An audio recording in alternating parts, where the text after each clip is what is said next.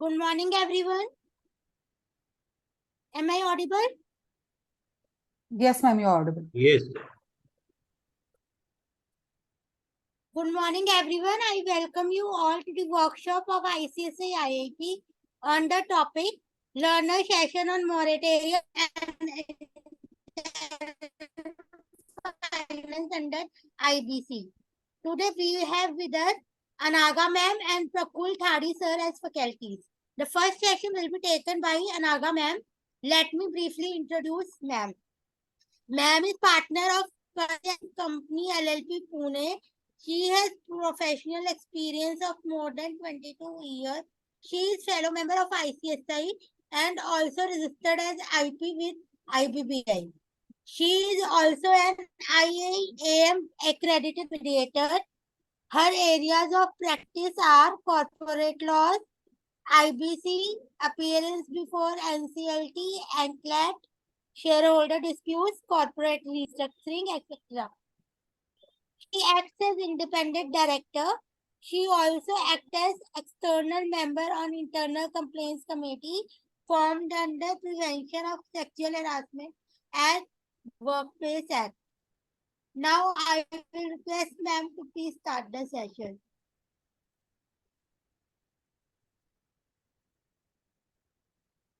Thank you, ma'am, for the introduction, and good morning, everyone. Am I audible?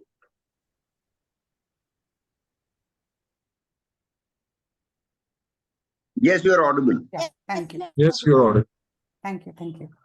So the topic which we are covering today is on moratorium under the IBC. And we understand that it's not a very, very long topic to have a 3-hour discussion on that. So I have few slides which I've prepared, and after that I have about some 30-40 case laws which I would like to discuss, which are relevant for this topic, which have been passed by various courts. You know, NCLT, some are from the High Court and some are from the Supreme Court and others. So I would start with the PPTs. Then we will move on to the cases which we need to discuss. If anybody wants to add their experiences or anything, just feel free to interrupt at any point in time. So we need not wait till the end of the session or something. Whenever anyone has anything to add, please just feel free.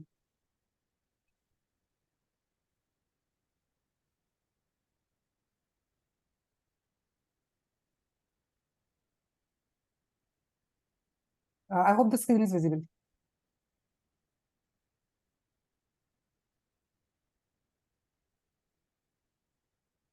Okay. So let's start. We are aware once the CRP starts and once the moratorium order is passed by the NCLT, what is the immediate effect of admission of a petition under a CRP? First is, of course, that the moratorium starts from that day, and it will continue for the period of the CRP, at least for 180 days, or if the resolution plan is approved earlier, or if the liquidation resolution is passed before that. So otherwise, it will continue for the entire period of the CRP for that 180 days. Then the IRP is also appointed from that date. The IRP will take over the assets of the company and start taking over the affairs, the assets of the company, the affairs of the company. If it's a going concern, they will start taking care of the day-to-day operations of the company and all those things which we are well conversant with. Then the powers of the board of directors are suspended from that day, and the board of directors will lose their authorities, whatever they had. So like the bank accounts, operation of the bank accounts, operation of any other things, giving orders to the management or giving orders to the workers of the company, to the employees of the company, all those powers will come to the hands of the IRP. IRP overnight has to take over the affairs, overnight has to take over the powers which was vested in the board of directors will now be vested with the IRP, and he'll be in charge of the managing the affairs of the company. Then the officers, managers of the company will have to now start reporting to the IRP. So we as IRPs will have to go and take charge of the affairs, take over the whatever the if it's a going concern, especially it becomes more difficult. And also very crucial that we are taking over the affairs in a correct manner, and we are made aware of all the things which are there. in the company, so that we are able to run the company as a going concern. If it's not a going concern, then the challenges may be a bit less as compared to a company which is a going concern company, where maybe the major responsibility what we may have is to protect the assets of the company, take custody of the assets, and take charge of the bank accounts of the company. Otherwise, maybe if there are no day-to-day operations, then it may not be a very critical, or it may not be very difficult to take over the affairs in that particular scenario. Now, the banks and the financial institutions are required to act on the instructions of the IRP. So we are aware that we write letters to the banks asking them to change the signatory in the bank account, debit free sometimes till the time the signatories are, we are added as a signatory to the account. And if required, sometimes we may also open the separate CIRP bank account depending upon the, after the COC is formed. So we may go for a separate CIRP bank account, or we continue the same account as the which is there. And if the company's affairs are going on, then the regular affairs will go on from that account itself. Now, whatever bank statements and other informations what we need. So typically we will need the bank statements for the last 2 years for our PUF transactions and other verifications. So all those things we need to write to these banks and the financial institutions, and they are required to submit or give all the information whatever is asked by us. In case any bank or any financial institution does not adhere to whatever request we have made, then we have the option of going to the NCLT. Even if the directors or the management does not cooperate with us, then of course we have the option to go to the NCLT under section 19. So we are well aware of all these provisions. And the other thing what happens after the admission is obviously that we make the public announcement, and we need to accept claims and verify the claims of the creditors which they file with us, and prepare a list of the creditors which are there as per the categories, as in financial creditors, operational creditors, and so on. So as soon as this is admitted, as soon as the petition is admitted, these are the immediate effects which follow. Today, what we are concerned with is only the moratorium. So what happens in the course of moratorium, and what are the precautions which we need to take, and what are the judicial precedents on that, which will be helpful for us, because most of the times the scenarios which we face during the course of moratorium may be practical scenarios for which a direct answer may not be available in the code or in the regulation. So that is where we need to rely upon various cases which have been passed, various orders which have been passed by these judicial authorities, where we get some guidance as to how we deal with a particular situation. So let us start with the provisions of section 14. So the provisions concerning moratorium are contained in section 14 of the code. It states, so I have reproduced the provision here, so which we can discuss in detail.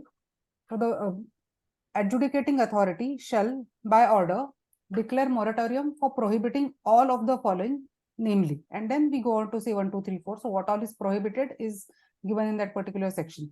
So it says that the NCLT shall, by order. So if you see the CRP admission order, there is a specific portion in that order which caters to this commencement of the moratorium in any CRP commencement order. So the NCLT shall, by order, declare moratorium for prohibiting all of the following. So all of the following acts which are there will be prohibited during the course of the moratorium, and that moratorium runs across the CRP period. So during that entire period, all these actions shall be prohibited. The first is the institution of suits or continuation of pending suits or proceedings against the corporate debtor, including execution of any law, any judgment, decree, or order in any court of law, tribunal, arbitration panel, or other authority. So here what we are saying, just 1 second. Yeah. So here what is coming out from this is that there is a prohibition during the CRP period on the institution of suits. So on the filing of any new suits or the continuation of pending suits. So if any suits are already pending against the corporate debtor, then those pending suits or the proceedings against the corporate debtor. So again, what we need to note here is that this is only against the corporate debtor. In case the corporate debtor wants to initiate any suits or wants to continue the pending suits, then this moratorium may not apply to that. It is only for suits which are filed against the corporate debtor. So the moratorium is on the institution of suits or continuation of pending suits or proceedings against the corporate debtor, including the execution of any judgment, decree, or order in any court of law, and so on. So in case the suit has been decided and order has been passed against the corporate debtor, and if somebody wants to move for the execution of that judgment or decree, then that is not possible during the moratorium period. So again, the crucial thing is that anything is against the corporate debtor. So whatever we are trying to do here, and again the logic what we understand here is that there are so many suits or cases which may have already been filed against the CD, and during the course of moratorium, if we as the IRP or the RP are made to follow up on those suits or keep on attending the suits, we may not be able to focus our attention on the resolution of the CD. That is the intent. And again, if some adverse orders are passed against the CD, then that may affect the resolution process also. So with that in mind, I think this institution of suits or continuation of pending proceedings against the corporate debtor is vital for us to be able to focus on the resolution of the resolution process rather during this entire period. Then the prohibition is also on the transferring, encumbering, alienating, or disposing of by the CD any of its assets or legal rights or beneficial interest in that. So again, coming back to this, transferring, encumbering, alienating, or disposing of by the CD any of its assets. So any asset of the CD. So now any asset of the CD will include anything from your cash in the account to any fixed asset which may be there in the company. None of these assets should be transferred, encumbered, alienated, or disposed of during the course of moratorium. Again, the logic is that we as RP, we should be able to focus on the realization, on the resolution.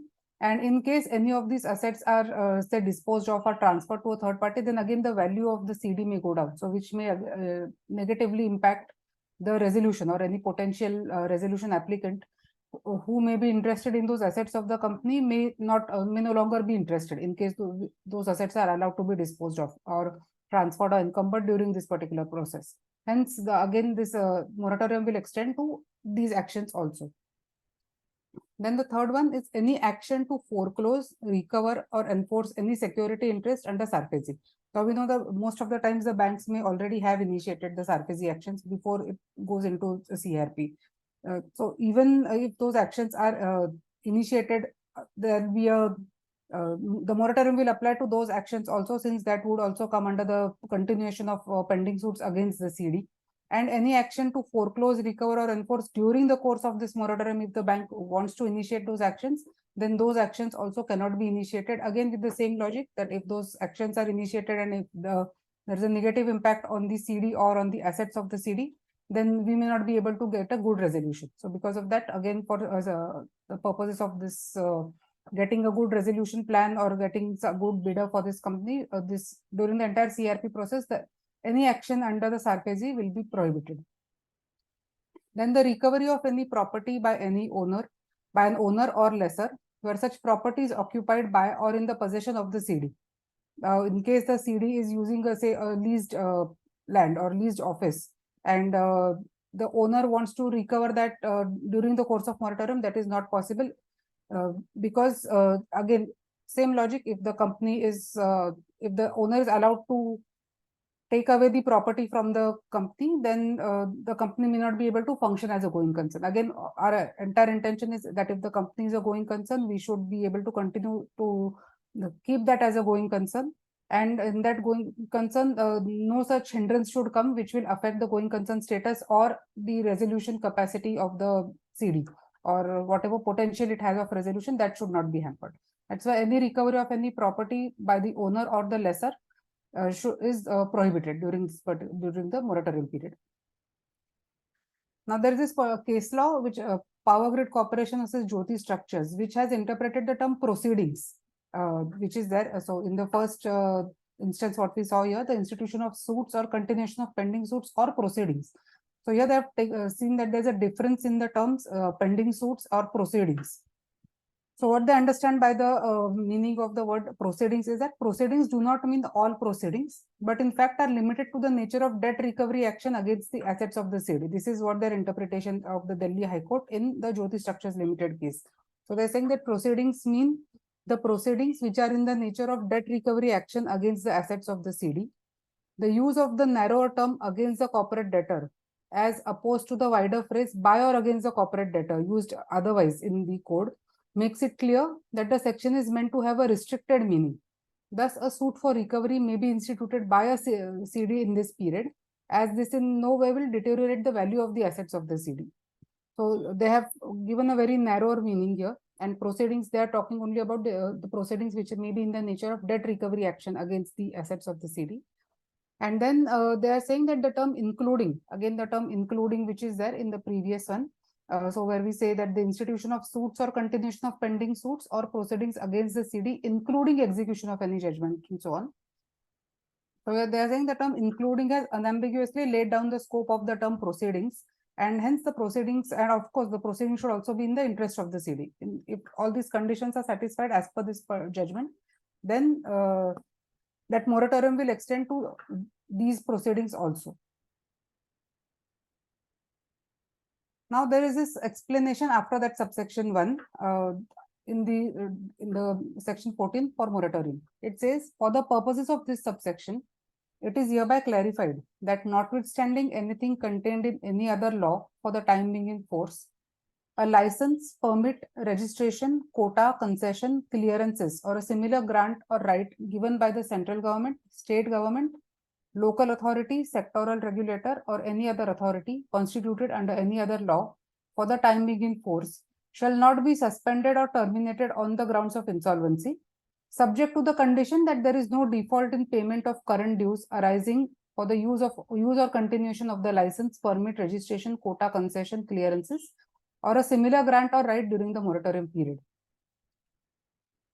So any existing licenses, permits, and quotas, concessions, or registrations which are given by any of these governments or the local authorities, these cannot be suspended or terminated on the grounds of insolvency. So just because some licenses may have that condition, which says that in case the company becomes insolvent, then the license may be suspended. However, what this moratorium, this explanation says is that even though that clause may be there in that license as a condition, still those licenses will not be suspended or terminated on the grounds of only insolvency. However, the CD should be able to make payments for that, whatever, if there are some license fees, there are some permit fees which need to be paid, then the CD should not be in default of payment of those dues for the use of such grants. In case the CD is in default of those payment, then it may not be insisted by the CD or by the RP to try and keep those licenses alive unless the RP is able to pay for that. Then subsection 2, which talks about the supply of essential goods or services to the CD.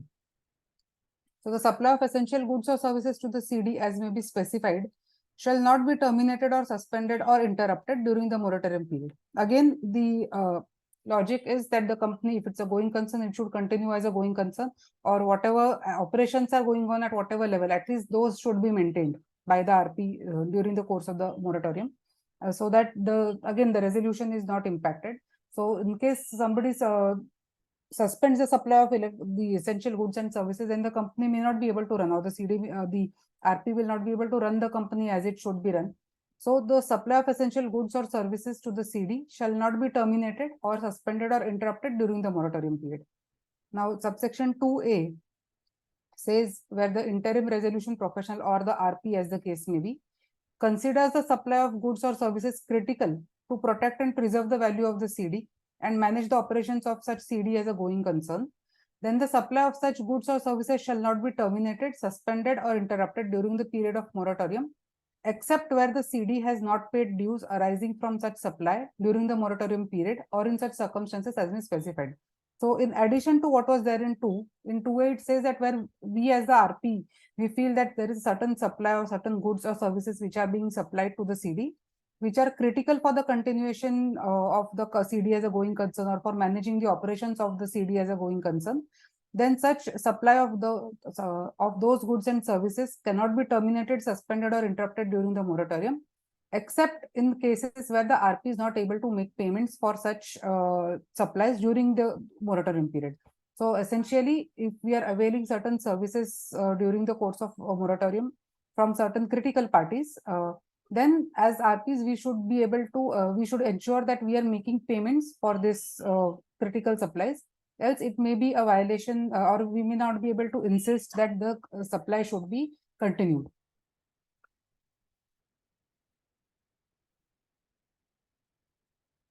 So supply of essential goods or services to the CD shall not be terminated or suspended or interrupted during the moratorium period.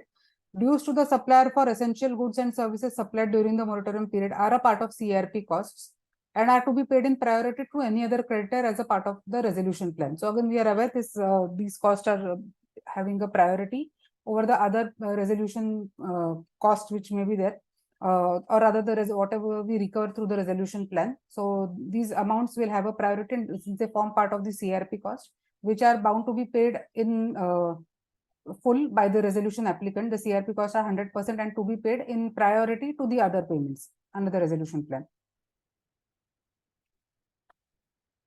Now, essential supplies, again, there's a further explanation which says that the essential supplies include the following: electricity, water, telecommunication services, information technology services, as long as these are not a direct input to the output produced or supplied by the corporate debtor.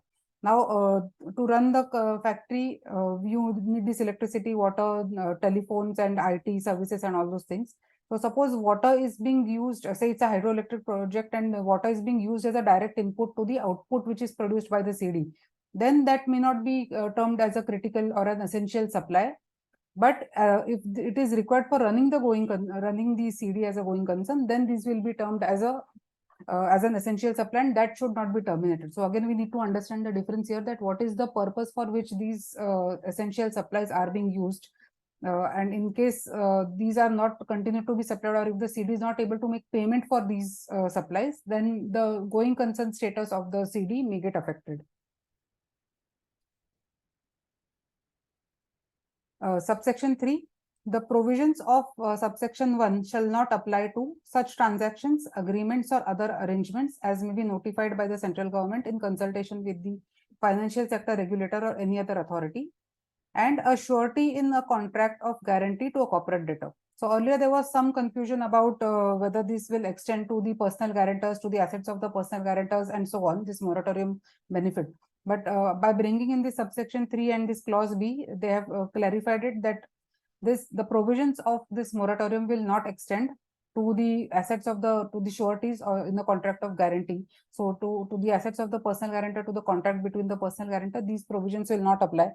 And again, any transactions as may be notified in the case of a financial sector regulator, for those transactions, again, this may not apply. So for everything else, the provisions of moratorium will apply in the manner in which it is stated, including these essential services supply and the institution of proceedings and so on. Now, in continuation to that surety and guarantee, another case which talks about which is Gauri Shankar Jain versus PNB. So in this case, the question was whether this moratorium will extend, the benefit can be extended to the personal guarantors also, whether those contracts can be invoked, whether those guarantees and other things will remain affected, will be affected by this moratorium provisions or not. So here in this case, it is said that after its admission under section 7, subsection 5 of the code, when an order under section 14 is passed, then also only the statutory right of a financial institution to proceed under the SARFAESI Act 2022 remains suspended for a limited period. The existing contracts between the surety, the principal debtor, and the creditor remains unaffected. So essentially what they're saying is that the moratorium will extend only to the statutory right of that financial institution to proceed against the CD under SARFAESI, but that will not extend to the contracts which are there between the surety, the principal debtor, and the creditor. So in case the banks do decide to proceed against the personal guarantors, that is very much possible. Invocation of performance guarantee, another case of GAIL India, in which it was held that security interest does not include the performance bank guarantee. Therefore, 14(1)(c) will not, the security interest which is stated in 14(1)(c) does not include a performance bank guarantee. So we understand the definition of security interest which is given in section 14. So which talks typically, generally it is understood to mean the security interest as regards the secured debts or the secured creditors which are who are there. So that is generally the meaning of security interest. That will not extend to the performance bank guarantee will not be covered under the meaning of that security interest. So thereby the performance bank guarantee given by the CD in favor of the appellant is not covered by section 14 is what is held in this particular case. The appellant is entitled to invoke the bank guarantee in full or in part. Now, actions against the personal guarantors. So like we discussed, creditors are permitted to initiate action against the guarantors during the period of moratorium. And now with the personal guarantors provisions also being made effective, it is very clear the NCLT is also going ahead with those cases that even during the moratorium, even if somebody files at section 94 or 95, those cases will proceed under the IBC. And as regards the proceedings which may have been initiated under SARFAESI, those can still be initiated against the personal guarantors. Assets of the guarantors can be dealt with in the manner which is provided under any law. So either they can go under SARFAESI or they can go under IBC to deal with the assets of the personal guarantors. The moratorium does not extend to the guarantors or to the assets of the guarantors. Section 14 3B was amended in 2018 to clarify these points. Before that, there were some judgments which were there from both the sides. So in some cases, it was held that the moratorium will extend to the assets of the personal guarantors, and some cases were there which said that no, it will not extend. But in 2018, once this amendment was brought in, I think the law is fairly settled after that. Subsection 4. The order of moratorium shall have effect from the date of such order till the completion of the CRP process. So like we saw, from the date of admission till the completion of CRP, unless there is unless there is some resolution plan which comes in, or there's a liquidation order which is passed in the interim. So provided that where at any time during the CRP, if the adjudicating authority approves the resolution plan under subsection 1 of section 31, or passes an order for liquidation of the corporate debtor under section 33, the moratorium shall cease to have effect from the date of such approval or liquidation order as the case may be. So once the resolution plan is approved, it becomes binding on everybody. So our resolution plan, once it is approved by the NCLT, will be binding on the corporate debtor, its employees, the members, the creditors, the government, state government, central government, any local authorities, and anyone to whom a debt in respect of the payment of dues arising under any law for the time being in force, such as the authorities to whom the statutory dues are owed, guarantors, and other stakeholders involved in the resolution plan. So it applies to everybody under the sun, any stakeholder. From this date onwards, the moratorium order shall cease to have effect. So whatever moratorium was granted at the time of admission, that shall cease to have effect on the approval of the plan by the NCLT. Resolution applicant shall obtain necessary approval required under any law within 1 year from the date of approval of the resolution plan. So in case some approvals are required to be obtained from other statutory authorities by the resolution applicant, he shall have a period of 1 year to do that from the date of approval of the plan. The liability of the CD for an offence committed prior to the commencement of the CRP shall cease, and the CD cannot be prosecuted, especially in the case of when there is a change in management. So section 32 is very clear that there is a change in management, then any liability of the CD for offences prior to the CRP, that will cease. Any designated partner or officer in default of CD shall continue to be prosecuted and punished for any offences committed prior to the commencement of the CRP. So again, this is also very clear after with section 32A.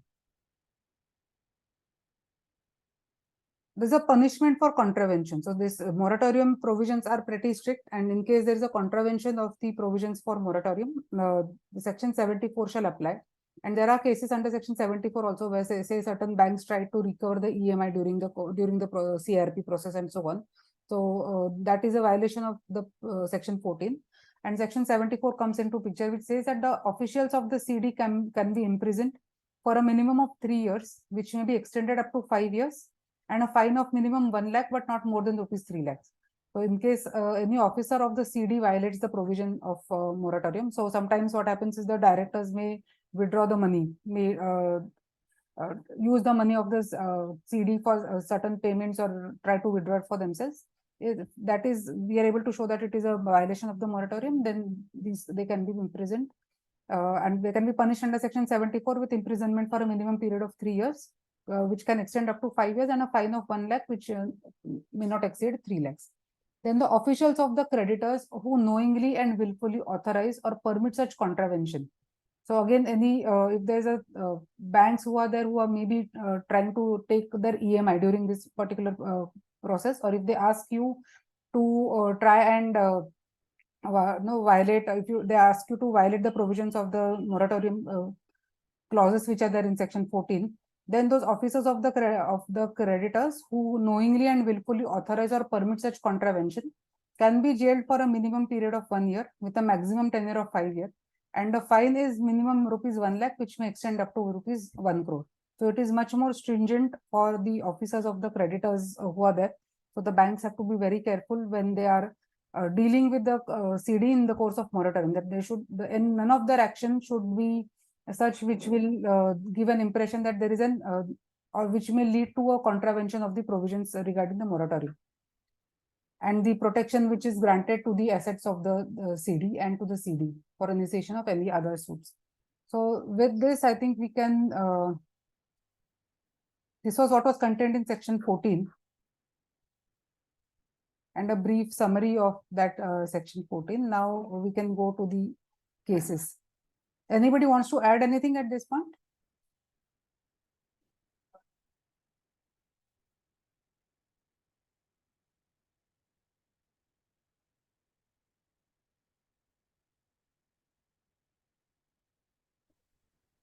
Madam, I have a question. Yes, sir. Now, during moratorium period, in some of the cases, the directors, they have a separate proprietary concern in their name, especially technocrats. Now, I'll just explain with a small hypothetical example. Let us take a civil engineer who has taken up a housing project and he has defaulted, and that is under CARP process. Now, what these technocrats do is, he's a director in the company, but he opens a separate, proprietary concern in his name. Say, probably if it is ABC Limited, he will say XYZ proprietary concern. And he takes up new projects post during the CARP period, and the funds are diverted. He takes up the projects and he's continuing his business. Whereas he doesn't cooperate in the CARP process.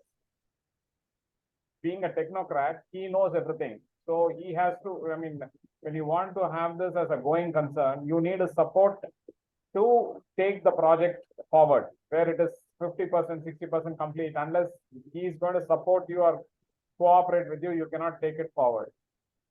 Parallelly, what he does is he floats a proprietary concern in his name, and he starts other activities where he is not showing any interest here because he has siphoned money, he has done all sorts of fraudulent activities. What is the recourse for that?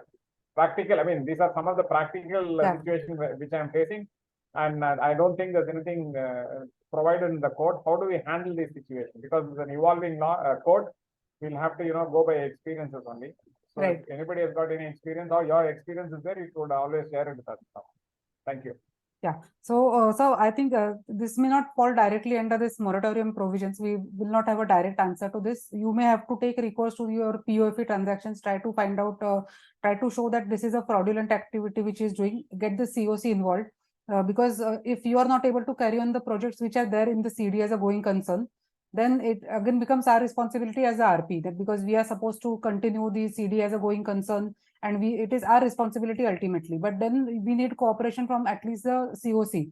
If the COC is allowing you to appoint somebody who will be act as a manager to ensure the completion of this project, because even if you go under 19.2 seeking cooperation, I think 19.2 is not very useful, because ultimately what the only thing which they direct, if at all they hear the matter, is that the director should cooperate with you. And it doesn't help us in any way just because of those directions. Then what the next step, what you do is, even if they don't cooperate, the next step you are left with is to go for a contempt of court.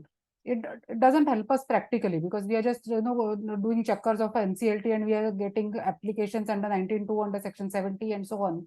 And if with that order, if there is a contempt of court, you again go for invoking that contempt provisions, but you never get the cooperation which is expected. And according to me, 19.2 needs to get more teeth to be able to made effective, and to ensure that these directors or these managers who may be there in the company actually do cooperate with us. Right now, just getting an order saying that cooperate, it doesn't help us practically.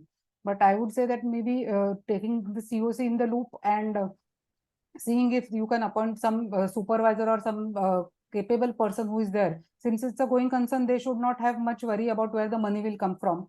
from the whatever is going on in the company. From that, maybe this person's professional or consultancy fees may be paid, because we are not experts in each field.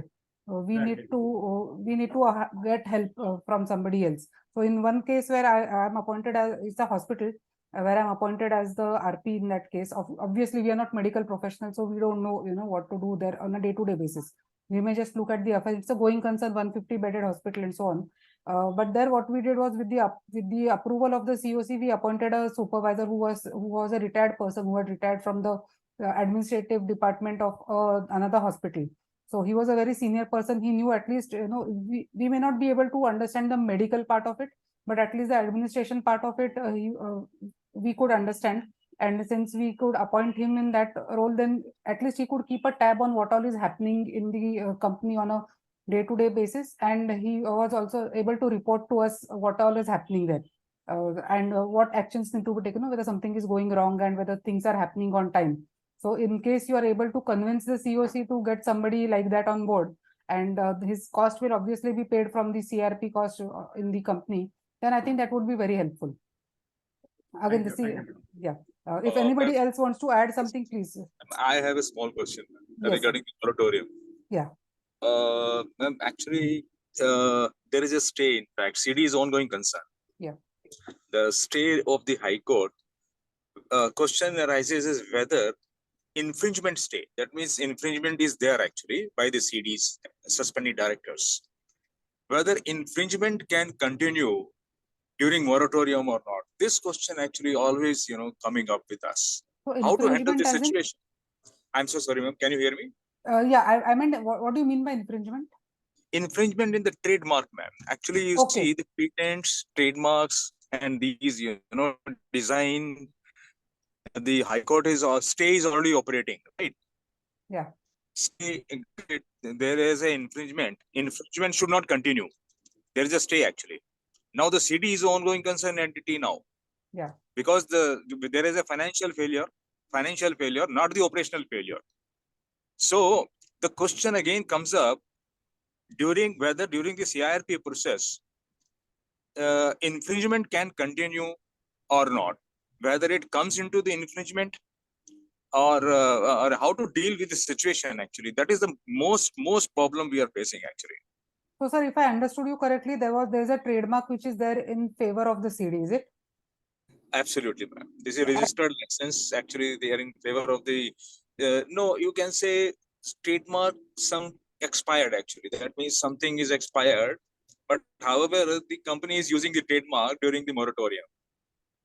Okay, and the High Court order says, which was prior to the moratorium. Yes, High Court has CD... actually already given the stay. Yeah. Yes, High Court has given a stay. There should not be any infringement.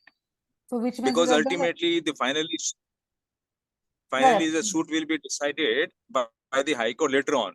Yeah. That means basically initially stay is granted, but actually again the CD is ongoing concerned entity. Now the person concerned is moving an application before the High Court. It is a contempt of the court actually. CD cannot use it, the trademarks. So do you have any case in this regard to cite, or whether any case citations in your knowledge or something like this? Can you throw some light on this issue?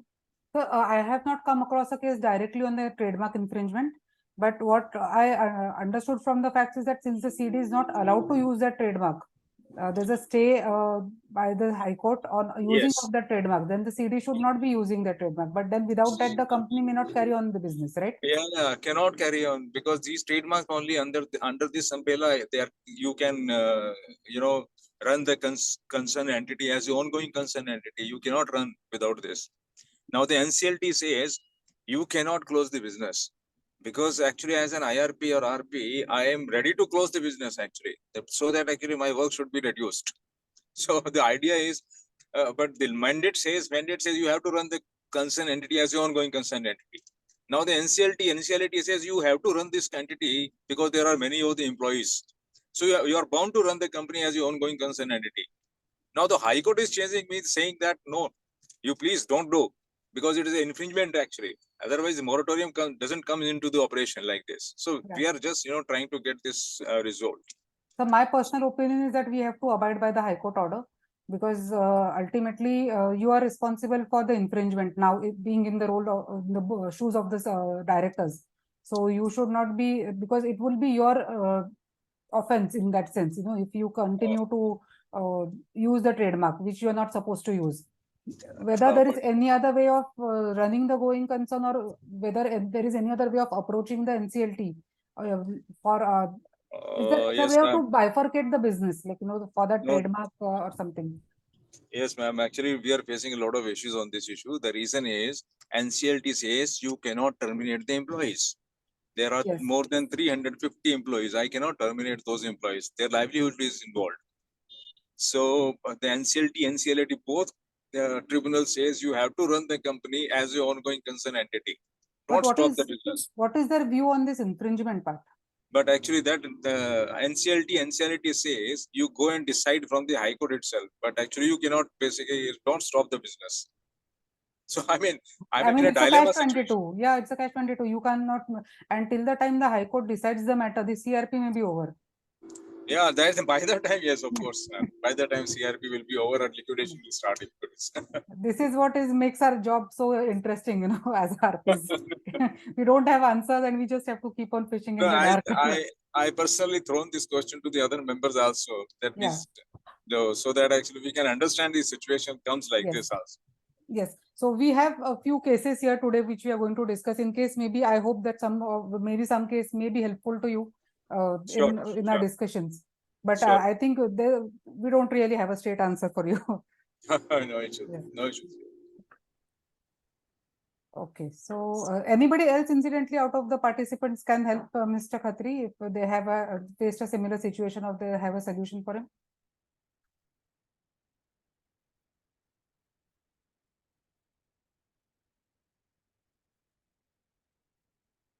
Okay. Okay, so let us look at some of the cases what we have for today. So the first one is Mayfair Leisures.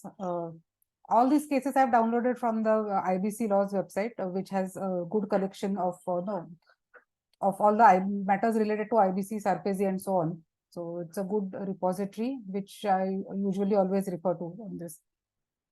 This is Chandra Prakash Jain, IRP of Mayfair Leisures versus the Enforcement Directorate, NCLT Ahmedabad bench, recent order, March 2023. In this case, the NCLT had held that the High Court of Madras, in the matter of Deputy Director, Office of Joint Director of Enforcement versus ARC and others in 2020, had observed that NCLT has no jurisdiction to go into the matters governed under the PMLA 2002. And therefore, Section 14, having consequent upon an order passed by the NCLT declaring moratorium, would not apply to the PMLA, which is a distinct and special statute having its own objective, and as such, Section 14 would not bar a proceeding under the Act. So again, we saw the meaning of proceeding, which was in that case law which we discussed at the beginning. So what the court has said here in the Madras High Court judgment is that the provisions of Section 14 will not apply to the provisions, will not apply to that PMLA action under the PMLA, because PMLA is a different statute, is a special statute made for a special objective, and hence the moratorium which is there under the IBC will not extend to the proceedings under PMLA Act. So that has again been reinforced in this NCLT Ahmedabad bench judgment, where they again say that that provisions of that moratorium will not extend to the proceedings under the PMLA Act. Further, this says that it is clear that the proper recourse to be resorted by the CD is to approach the competent forum under PMLA to its logical end, or any other jurisdictional forum, in a manner known to law and in accordance with law. Therefore, the application which was there for application of moratorium to the provisions under PMLA also stands rejected.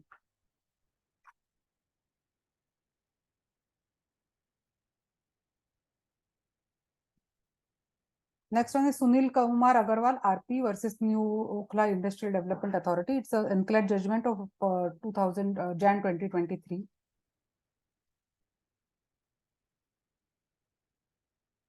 Where it says that whether the adjudicating authority has rightly applied the explanation under 14(1)(d) of the code for the purpose of directing the appellant to pay the lease premium amount and the lease rent to the respondent. So we saw the explanation under Section 14, which talks about that the licenses, permits, registrations, quotas, and all those things which are given in the first explanation. Now, the question here is whether the adjudicating authority, that is the NCLT, has rightly applied the explanation under section 14(1)(d) of the code for the purpose of directing the appellant to pay the lease premium amount and the lease rent to the respondent. What the NCLAT says here is that section 14 of the code deals with moratorium and section 14(1)(d) of the code says that there would be a prohibition from the recovery of any property by any owner or lessor where such property is occupied by or in possession of the CD. However, the explanation appended to section 14(1)(d) says that with the prohibition of recovery of any property by an owner or lessor, a license, permit, registration, quota, concession, clearance, or a similar grant or right, either given by any of these authorities, sectoral regulator, or any other authority constituted under any other law, shall not be suspended or terminated on the grounds of insolvency, but there would be a condition for its continuation if there is no default in payment of the dues for such license. So what we discussed, that the license fees or those whatever conditions are there, those should be fulfilled. Only the ground of insolvency will not be a ground for termination or suspension of those licenses. The similar grant or right has to be read in respect of the license, permit, registration, quota, concession, clearance, but it cannot be read as the premium amount or lease rent which has been so ordered by the NCLT to be paid by the appellant to the respondent. Thus, in view of the aforesaid facts and circumstances, it was held that the impugned order is patently illegal and deserves to be set aside. Consequently, the appeal is allowed. So, the appeal which was there where the adjudicating authority, whether the NCLT had rightly applied the explanation under 14(1)(d) for the purpose of paying lease premium amount and lease rent to the respondent, it was held that that order was not correct and that the same benefit which the CD was getting in respect of payment for towards the license fees cannot be extended towards the payment of the lease rent also. Now this next case is GK Ispat Private Limited versus Consolidated Construction, Karnataka High Court, Jan 2023 judgment. So here the Honorable High Court held that the conjoint reading of the proviso to section 14 of the IBC and the provisions of section 33 of the IBC would show that where the resolution plan is rejected or it is not accepted, the tribunal is required to pass an order requiring the CD to be liquidated in the manner laid down in the chapter and carry out such other actions as mandated therein. From a reading of the above, it is apparent that the prohibition under section 14 of the IBC prohibiting the initiation of proceedings or continuation of proceedings was in place as on the date of filing of the appeal. In view of that matter, it was held that the instant appeal could not have been registered and the parties ought to have awaited the result of proceedings pending before the NCLT. Chennai bench. So here the whatever proceedings were initiated during the period when the liquidation order was not passed or the matter was pending before the NCLT, and before that the action was initiated or the application was filed in the High Court. So it was held that since the moratorium had extended till the period when the liquidation order is actually not passed, the moratorium will extend till that date because it is till the date of liquidation commencement. So during this period, the moratorium would still be continuing and the action under before the High Court could not have been taken.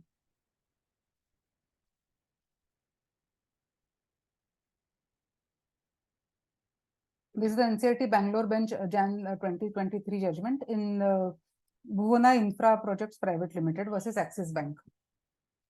So this I is filed by the liquidator by seeking to instruct the respondent number 1, that is Axis Bank, to remit the amount of so and so from the current account of the corporate debtor by way of DD in favor of the Regional Provident Fund Commissioner Bangalore, along with bank charges of such and such amount incorrectly levied by the respondent number 1, and also waiver of penal damages and interest charged by the EPFO during the liquidation period. So this is very relevant for us because in each of our cases, the PF department does come up with some proceedings at some point, some damages, some penal interest, which they are levying. So here the decision which was given by this NCLT is as regards to the issue of levying liquidated damages along with penalty under the relevant provisions of the PF Act. It is a matter of record that the said levy was made and the demand was raised for the first time when the moratorium under section 14 was in force. So maybe the PF department has raised, when they filed their claim, that was the first time maybe they would have raised the penal interest and damages, or they would have computed it during that period.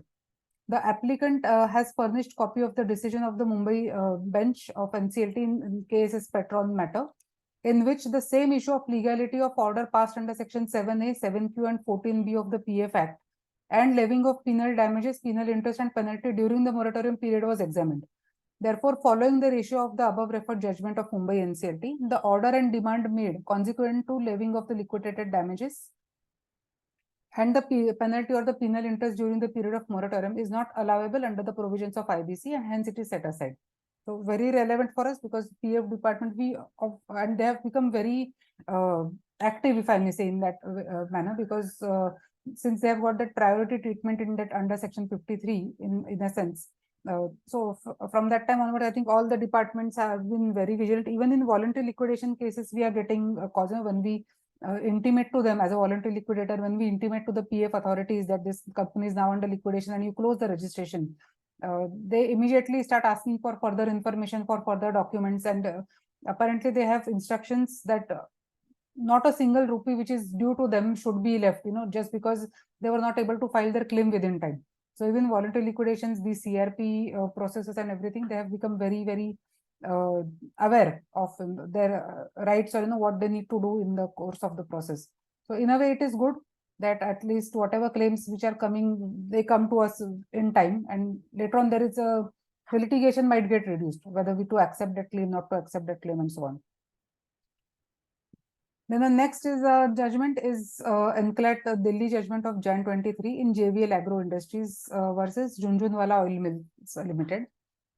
In this case, the issue was which was raised was whether the premises of JOML, that is Junjunwala Oil Mills Limited, which was being used as a registered office of the corporate debtor being JVL Agro, whether that could be recovered by the landlord, that is Junjunwala, during the subsistence of the moratorium after the initiation of the CRP. So the CD, the JVL Agro, was using the office of JOML as his registered office, and during the course of this moratorium, JOML asked them to vacate that premises and hand it over to the landlord.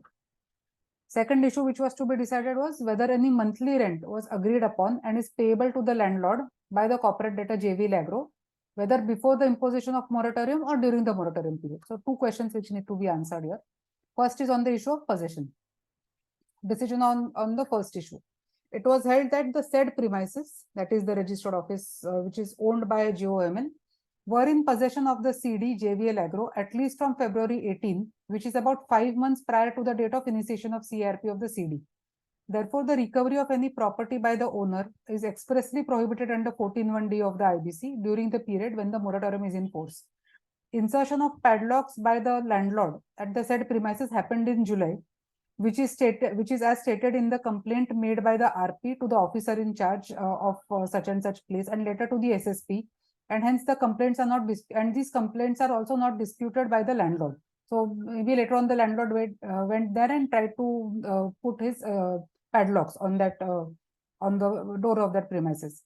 Thus, the recovery which was done by the owner JOML of the premises in July is clearly after the initiation of the CRP, and therefore during the period of enforcement of the moratorium, and thus such a recovery is clearly an infringement of 14(1)(d) of the IBC. Further, it was held that section 14(2)(a) is attracted in the present case, as the RP had not considered the renting of the said premises critical to protect and preserve the value of the CD, nor had the RP made any request to JOML to continue renting of the said premises to the corporate debtor. The said premises therefore should have lawfully been with the RP or the CD and continue in its lawful possession during the continuation of the CRP of the CD. Decision on the second issue, it was held that no rent is payable to the owner, JOML, of the said premises by the CD during the period of moratorium as claimed by JOML. So the benefit, again, we go back to the previous case also, the recent one which we discussed few minutes ago, where whether that benefit which is given to in respect of the license fees and so on, whether that can also be extended to the lease rent. So here again, they have clearly said that no rent is payable in respect of the said premises. Of course, there is no agreement also here between the parties, which is apparent, and no rent was payable as per the agreed terms. So again, there is no question of rent which is to be paid during the course of moratorium. But what is interesting to note here is that the provision of section 2A, where the IRP considers that as critical. So is there something which we need to do as RPs, whether we need to take certain steps under section 14(2)(a), whereby we categorize those supplies as critical supplies, and whether some action is required, some active action is required by us to ensure that these critical supplies are not stopped. So where we see that this portion of the judgment which says that the RP had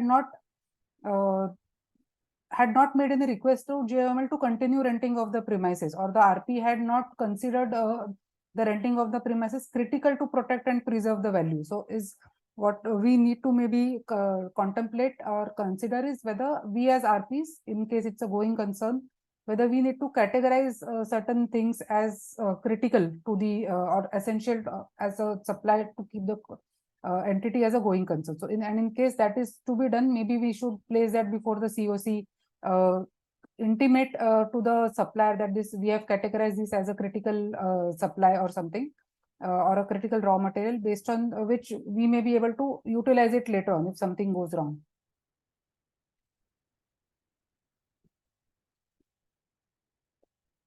Then this is a Kerala High Court judgment of Jan 2023 in PVS Memorial Hospital versus Dr. Satish. Where the question to be decided was whether the moratorium under section 14(1) of IBC would apply to non-corporate debtor or the debtors dealt with under section 141 of the Negotiable Instrument Act. So the decision which was given was the legal position emerges in answer to the first question is that moratorium provision contained in 14(1) would apply only to the corporate debtor, and the non-corporate debtors mentioned in 141 of the Negotiable Instrument Act continue to be statutorily liable under chapter so and so of the Negotiable Instrument Act. So again, there are a lot of judgments on this, whether section 138 will continue against the directors and so on. So everywhere the answer is the same, that the proceedings against the CD may abate, but the proceedings against these individuals or somebody who is a non-corporate or non-CD, that will always continue under 138 also. And where they have, in this case, they have also taken recourse to the honorable, to the 3-bench judgment of the Honorable Supreme Court in P. Mohanraj versus Shah Brothers Ispat Private Limited, holding the view that moratorium provision contained in section 14(1) of IBC would apply only to the CD, and the natural persons mentioned in 141 continue to be statutorily liable under chapter so and so. Therefore, complaint against the petitioners cannot be quashed simply on the ground of the moratorium order. However, prosecution against the first petitioner accused being CD can be kept in abeyance till finalization of the moratorium proceedings, while allowing prosecution under petitioners 2 to 7. And I think there is a lot of awareness also now in the lower court. So in the hospital case which I mentioned previously, there is a car loan which is there, and since the CD is not paying the EMIs obviously during the course of moratorium, and there was a default previously also. So there was a 138 which was initiated by that finance company, and where I was as a RP, I was made a party on behalf of the CD, and then the other directors were the parties. So there I appeared before the Saket court in Delhi, and all the officers of the courts, and I think the judges of the lower court are also very well aware, maybe because it was a typically 138 court dealing with 138 matters. But the concerned judge was very much aware of the provisions of IBC, what is moratorium and everything, and it did not take me more than 2 minutes to make her understand that this company is under CIRP and the moratorium is going on. So immediately she passed the order keeping the proceedings in abeyance against the CD and continuing the proceedings against the directors individually. So I think there's awareness levels have also gone up a lot in these lower courts also. Next is Reliance Communication Limited versus Rajendra Bansal. It's a Bombay High Court judgment of 2023. So where the question was whether moratorium under section 14 does not prohibit the withdrawal of monies deposited by the appellant in the trial court. So the facts are that this money which was deposited prior to the initiation of the CRP. So let us see the decision.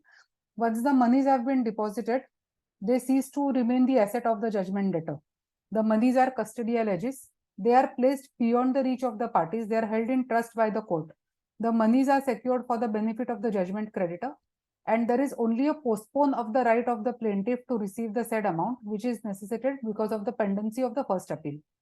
Once the appellant has deposited that amount of 32 lakhs in the trial court, pursuant to the court's order dated so and so, as a condition for stay of execution of the impugned judgment, the said amount ceased to belong to or to be in control of the appellant. The appellant was not entitled to or the owner of the said amount as on the date of the commencement of CARP. Once the appellant has ceased to be entitled to the or to be the owner of the said amount, the said amount is unaffected by the moratorium which comes into effect under section 14 upon commencement of CARP. Resultantly, there is no bar on this court from allowing the withdrawal of the amount by the respondent if this court so deems fit. So maybe that amount was deposited with the court in trust, as happens in many cases. And so when the other side tried to withdraw that amount, maybe the RP would have said that this amount is held under moratorium and the other side should not be allowed to withdraw that amount. So in the, based on that, the Bombay High Court has said that since that amount was already paid before the commencement of the moratorium and that amount was held in trust by the court, so it has ceased to be the property of the company. And the moratorium, if at all it extends only to the assets of the CD. This is not an asset of the CD technically. Hence, the other side can withdraw that amount. This is an enclad judgment of Jan 23. IDBI Bank versus the Indian Oil Corporation. Question to be decided was whether the bank guarantees can be invoked or encashed during the moratorium under section 14. Here it was held that an irrevocable and unconditional bank guarantee can be invoked even during moratorium period in view of the amended provisions of 14(3)(b). So the whatever amendment came in 2018, after that this can be allowed. I mean, it has clarified that it can be done. So the bank guarantee during this course of moratorium can be invoked.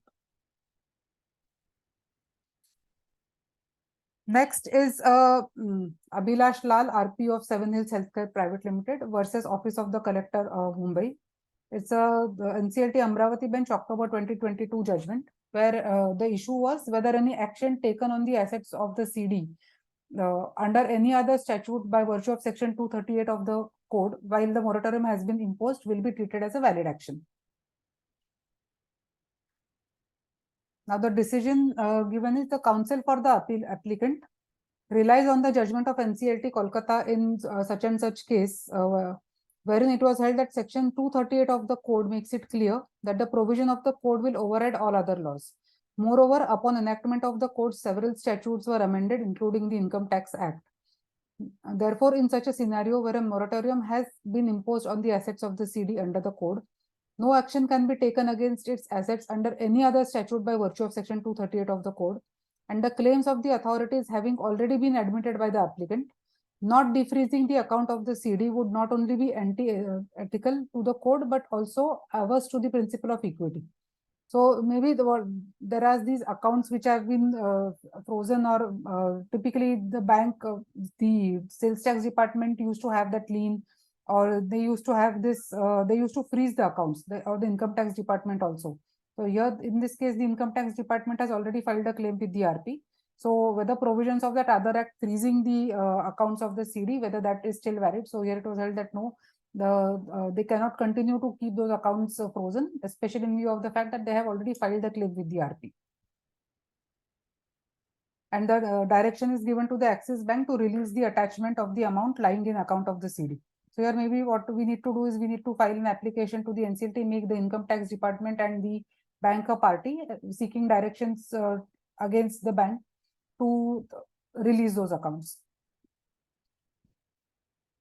Because sometimes you might find some amount, especially if the company is not a going concern and there is a shortage of funds, there could be certain amount lying in these accounts which are attached by the departments. So which may come handy during the course of your CRP process. This next judgment is an enclad judgment, Rakesh Kumar Jain versus Jagdish Singh Narayan and others, where the issue was whether the adjudicating authority is competent to pass order under section 66 of the IBC during the currency of moratorium under section 14. So 66 we know is for fraudulent and wrongful trading. So maybe the RP would have filed an application under 14 under section 66, and it was challenged saying that can the RP do that in the course of moratorium? So the decision is, in the present facts of the case, there is absolutely no inconsistency or repugnancy between 14(1)(a) and section 66 of IBC. 14 of IBC is a bar against institution and prosecution of any suits or proceedings or execution of orders and decrees in other courts or tribunals, but not a bar to pass appropriate order in the pending proceedings against the RP or suspended directors and related parties before the NCLT during the CRP or the liquidation process. On the other hand, Section 66 of IBC empowers the tribunal to pass appropriate orders when the suspended directors or IP of the CD carried on fraudulent trading or business during the resolution process. Therefore, the NCLT passed the impugned order only by exercising powers conferred on it by Section 66. Hence, the contention that during the moratorium, the NCLT cannot pass orders impugned in this appeal is unsustainable and without any merit. If such contention is accepted by this tribunal, Section 66 would become redundant. Obviously, because we need to file applications under Section 66 if we see something. If there's a bar on that process itself, then it becomes meaningless.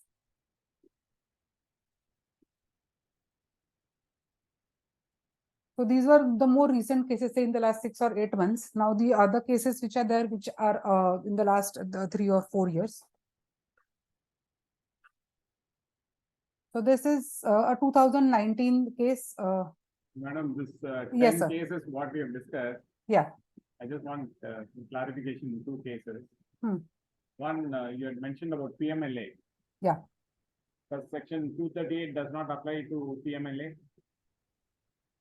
It doesn't. Okay, that is number 1. Number 2. Yeah. This hospital case, you said where checks were issued for EMI and the check got bounced, so 138 was filed against the company. Yeah. To proceed against the directors by virtue of they signing the check, you are proceeding against the directors there. I am not proceeding. The bank with the financial I'm institution sorry, is yeah, proceeding. the Yeah. financial, that's what I mean. Yeah. So you give a check to the financial institution, the So director it's signs it. typically the check which is given as a security. So you have a EMI which goes out of your account, and in case of failure to pay the EMI, they will go and encash those checks, which they take as the undated checks which are taken as security generally. So based on that, 138 is proceeded against the directors of the company. Yes. Okay, thank you. Okay, so this is a order passed by the Honorable Supreme Court in this matter, in the writ petitions. Issue was whether after the initiation of proceedings under IBC and an order declaring moratorium was passed by the NCLT, the proceedings before the High Court could be stayed. So in this case, the Supreme Court has set aside the orders of the High Court of August 19 and September 19, which were passed by the Orissa High Court, and held that in view of the provisions of the IBC, the High Court ought not to have proceeded with the auction of the property of the CD once the proceedings under IBC had commenced. So here the case was that even after the CRP had commenced, the Orissa High Court passed orders proceeding with the auction of the properties of the CD. So against which the RP would have filed an appeal. Here again the High Court passed the impugned orders, interim orders of August and September 19 after the CRP had commenced in this case. The moratorium having been declared by the NCLT in June 19, the High Court was not justified in passing the orders of August and September 19 for carrying out the auction of the assets of the CD before the NCLT. If the assets of the CD are alienated during the pendency of the proceedings under IBC, it will seriously jeopardize the interest of all the stakeholders. The sale or liquidation of the assets of R4 will now be governed by the provisions of IBC. This was a pretty old case. Maybe I think now I think all the courts are also pretty well aware of the position of moratorium. Then this is an NCLAT judgment of New Eye Pulp and Paper Industries versus Roxel Trading GmbH. Issue is whether the NCLT has inherent power to impose moratorium before the initiation of the CRP. So in this case, a request was made, a prayer was made to the NCLT to impose the moratorium from the sale of assets before even the admission in the process. So before the petition under section 7 or 9 was admitted, the petitioners prayed to the NCLT that there should be a moratorium on the assets of the company. So against this order, this appeal has been filed in the NCLAT. Let us see the NCLAT judgment here. It is evident from Rule 11 that the tribunal can pass any such appropriate interim order as may be necessary for meeting the ends of justice or to prevent the abuse of the process of the tribunal. Once application under section 7 or 9 is allowed, it is not necessary for the adjudicating authority to await hearing of the parties for passing order of moratorium under section 14. Such a moratorium order will be followed by taking away the rights of the board of directors to take any decision on behalf of the CD and prohibiting others from taking any action against the corporate debtor, which is different from an interim order. And thus the appeal was dismissed. So here they said that the NCLT does have the powers to pass orders of moratorium even before the petition is admitted in the interest of the CD. Now, these are judgments regarding attachments by statutory authority. So, the similar case what we discussed, where the attachment was levied by the income tax department or by the sales tax department, and what is the position regarding that. Now, this order is of June 2020, and in which the question was whether the NCLT has the power to direct removal of attachment or lien marked on bank accounts of the CD by the income tax department. It is held that the NCLT held that it is to be remembered that the time is of essence in the code and the CRP has to be completed in a time-bound manner. And as such, if the attachment of bank account is not removed by the income tax commissioner, in that event, the very object of the code will get frustrated, more so when the respondents have already filed their claim before the RP. Hence, under the facts and circumstances as narrated above, the application so filed by the applicant under section 60 subsection 5 is allowed, and the respondent is directed to remove the attachment or lien marked by the income tax department. Accordingly, the instant application is allowed and stands disposed of. So again, we can use these all these judgments in case we are facing a similar situation. Here the next case is the Regional Provident Fund Commissioner versus so-and-so NCLAT judgment,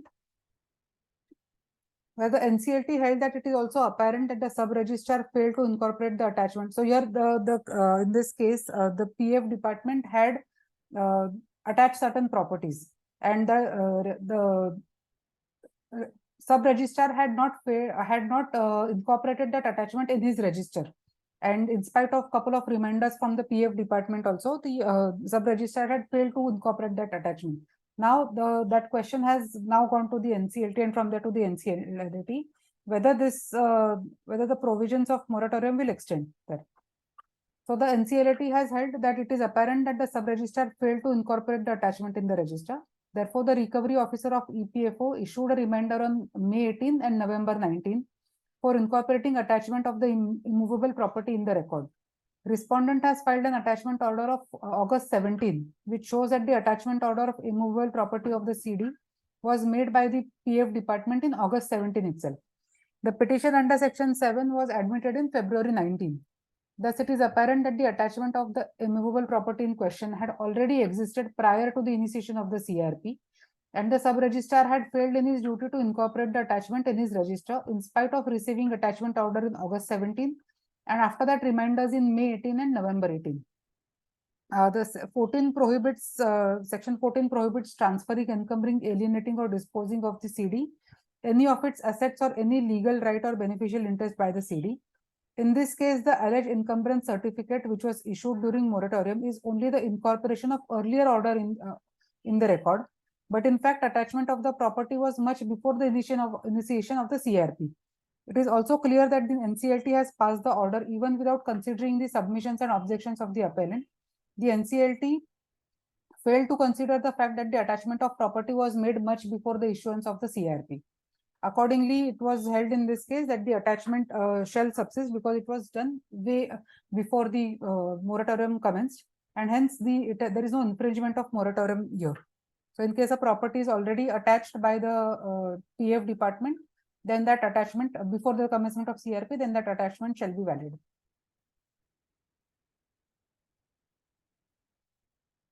Next is that all the proceedings pending before all courts automatically stop and the RP is not required to take any further steps. So here the question was whether once the CRP is initiated, is the RP required to go and do anything actively to try and get a stay in the other orders, other matters which may be pending against the CD in different courts.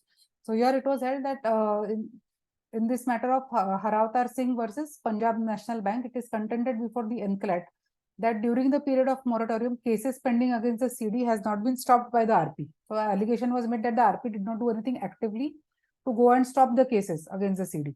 The NCLAT has held that such submission cannot be accepted, as in terms of 14 of the code, all the proceedings pending before all courts against the CD automatically comes to a halt and cannot be decided. Therefore, the RP is not required to take any further step. This is a huge, I would say, breather for us, because sometimes we may not even know the list of all the cases which are there unless the CD gives it to us, or we are able to get it from some other source if the directors don't give it to us. But at least we are not expected to go and take certain active steps to bring a stay on those proceedings. If we do know the list, we may appoint an advocate and inform those courts, submit a copy of the CRP order. So at least those cases are kept in abeyance if we are aware of them.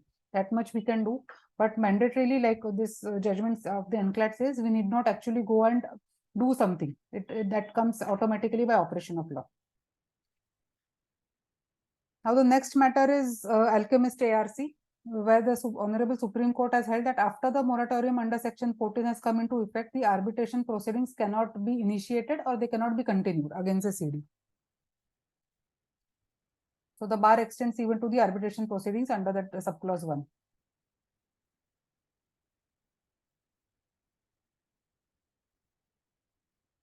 The next case is India Infoline Limited versus the state of West Bengal and others in the Kolkata High Court.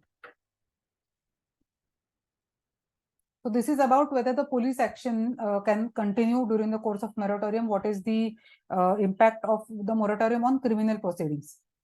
So here it is held that since the intervening commencement of the CRP and the moratorium following therefrom, to which effect an order has been passed by the NCLT Kolkata bench, whatever action the police may take will ultimately lead to an investigation as to the transactions of the company, which are the subject matter of the CRP. Therefore, although agreeing with the principle that a moratorium under 14 might not, in certain circumstances, directly stop a criminal proceeding from going on, however, in the present case, as is evident from the affidavit in opposition of the police has done its level best up to the time when the moratorium started operating and the order in connection with the CRP was passed.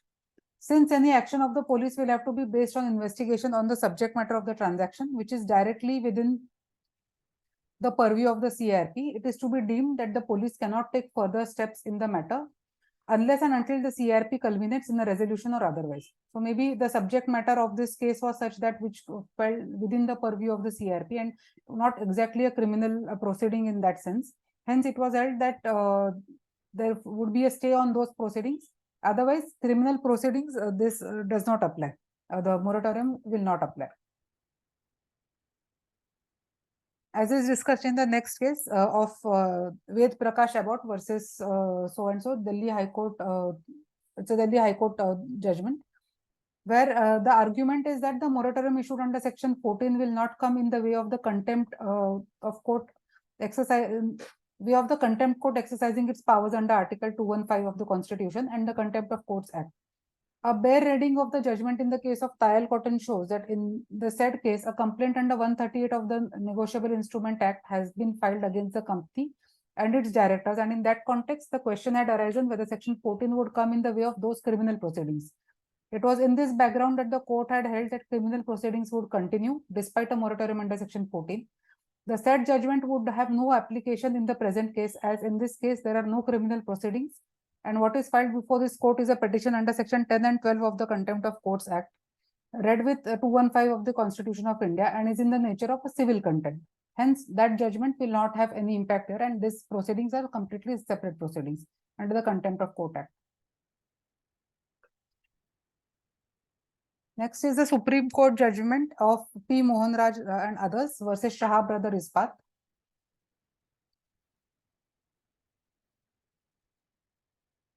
This is a 138 case,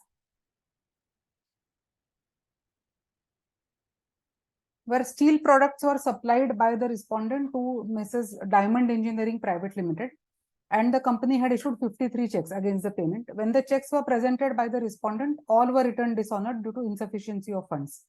2 notices were issued by the respondent, one on 31st March 17th and another on May 17th, respectively, under Section 138 read with 141 of the Negotiable Instrument Act. wherein the respondent called upon the directors of the company to clear the outstanding dues within 15 days. The company failed to make the payment, and hence the respondent filed criminal complaints against the company. In the meantime, NCLT admitted the application under Section 9. The NCLT ordered a moratorium in terms of Section 14. The tribunal gave directions to the respondent for withdrawal of its criminal complaint filed under 138 of the Negotiable Instrument Act. The respondent, being aggrieved by the said order, filed an appeal before the NCLT. Now, the appellate tribunal has set aside the order of the NCLT and held that proceedings under 138 are criminal proceedings, and it cannot be held to be considered as parallel proceeding within the meaning of Section 14. Then the appellants moved the apex court against the order of the appellate tribunal and filed a civil appeal. While the civil appeal was pending before the apex court, the tribunal approved the resolution plan submitted by the company's promoters. The apex court held that when a moratorium procedure is initiated under the IBC, then it would bar parallel criminal proceedings under 138 against the corporate debtor. The court clarified that the proceedings under the aforesaid provisions can continue against the directors and other officials of the company who are made accused in the check bouncing proceedings. The apex court held that in the instant matter, the proceedings under 138 or 141 shall continue against the company and its directors as the moratorium period has come to an end. So again, this similar judgment, proceedings under 138 against the company shall stand abated during the course of moratorium, although they may continue against the directors during that process.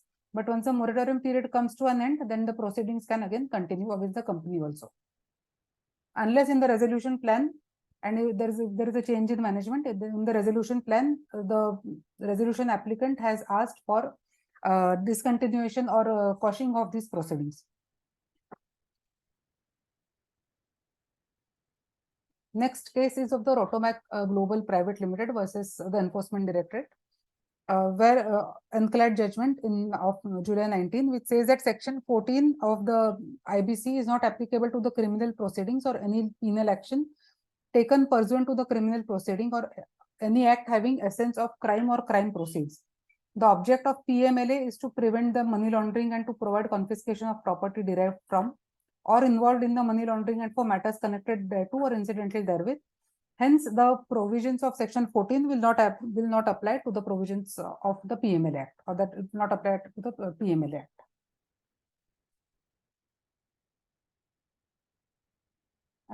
It's 11. Yeah. Rotomac case, I have another thing. Like, sorry? we just discussed this Rotomac. Yeah. Now, as per 238 section of IBC, PMLA is not applicable, right? We cannot override that. Yes. IBC. Now, if they're going to proceed, DDA is going to proceed under PMLA. They proceed against the directors of the company or the RP. The directors only, sir, because RP we cannot be made a party to the PMLA. Okay. The CD may at the most be a party, but primarily it will be only the directors. Okay. CD may be a necessary party where we may have to represent being the RP, but there would be no action against the RP as such. Okay. Do you want to take a 5-10 minute break here? It's 11. At least I need a break for 5 minutes. Ma'am, can we take a break? Sure, ma'am. 5-10 minutes break. Yeah. We can reassemble at 11:15, please. Can be taken. Yes, thank you, ma'am. So let's reassemble at 11:15, please. Okay, ma'am. Thanks.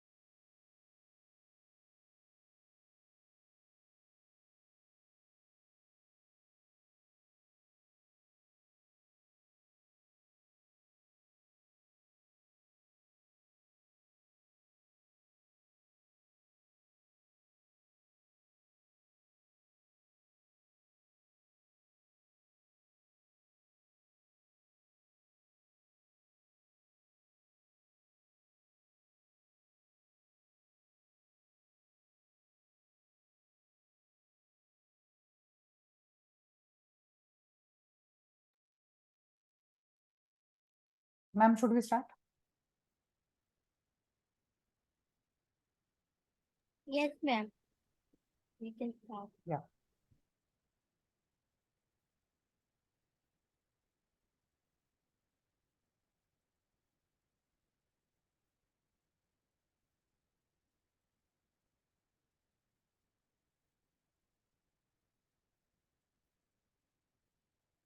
Yeah, so then next set of cases is on the issue of whether the moratorium will extend to the personal guarantors and the corporate guarantors of the CD.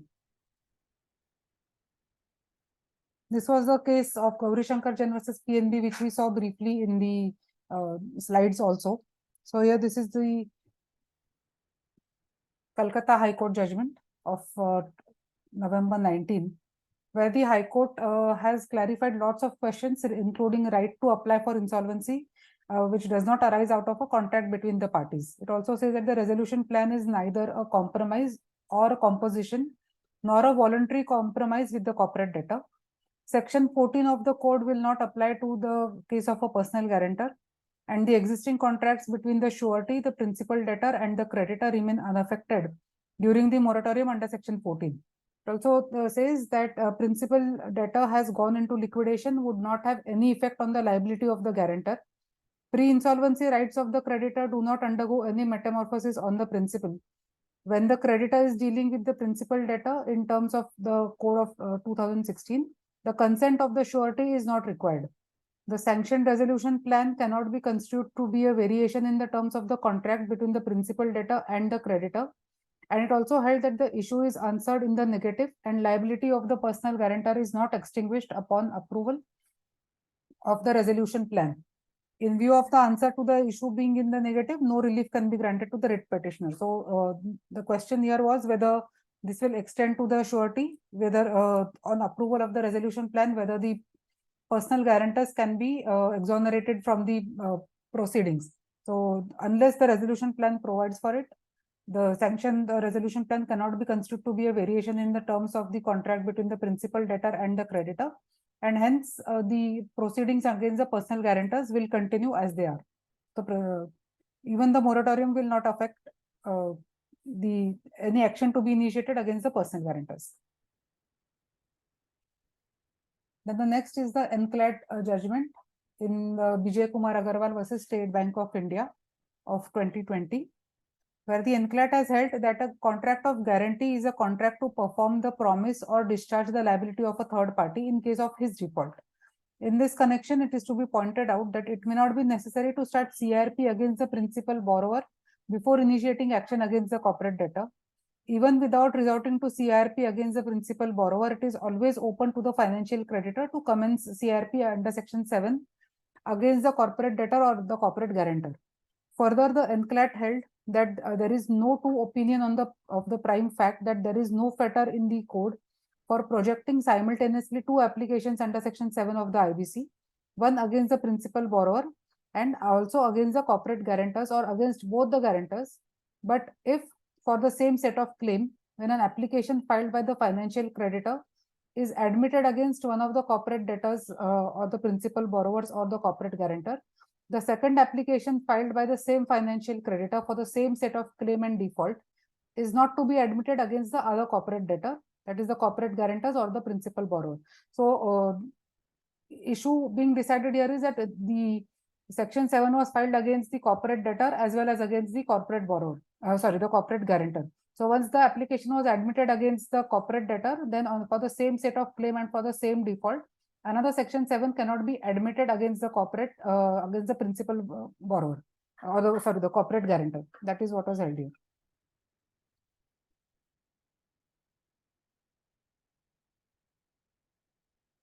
The third case is the NCLAT judgment of 2018, where the NCLAT clarified that it was not the intention of the legislature to benefit the personal guarantors by excluding exercise of legal remedies available in law by the creditors to recover legitimate dues by enforcing the personal guarantees, which are independent contracts.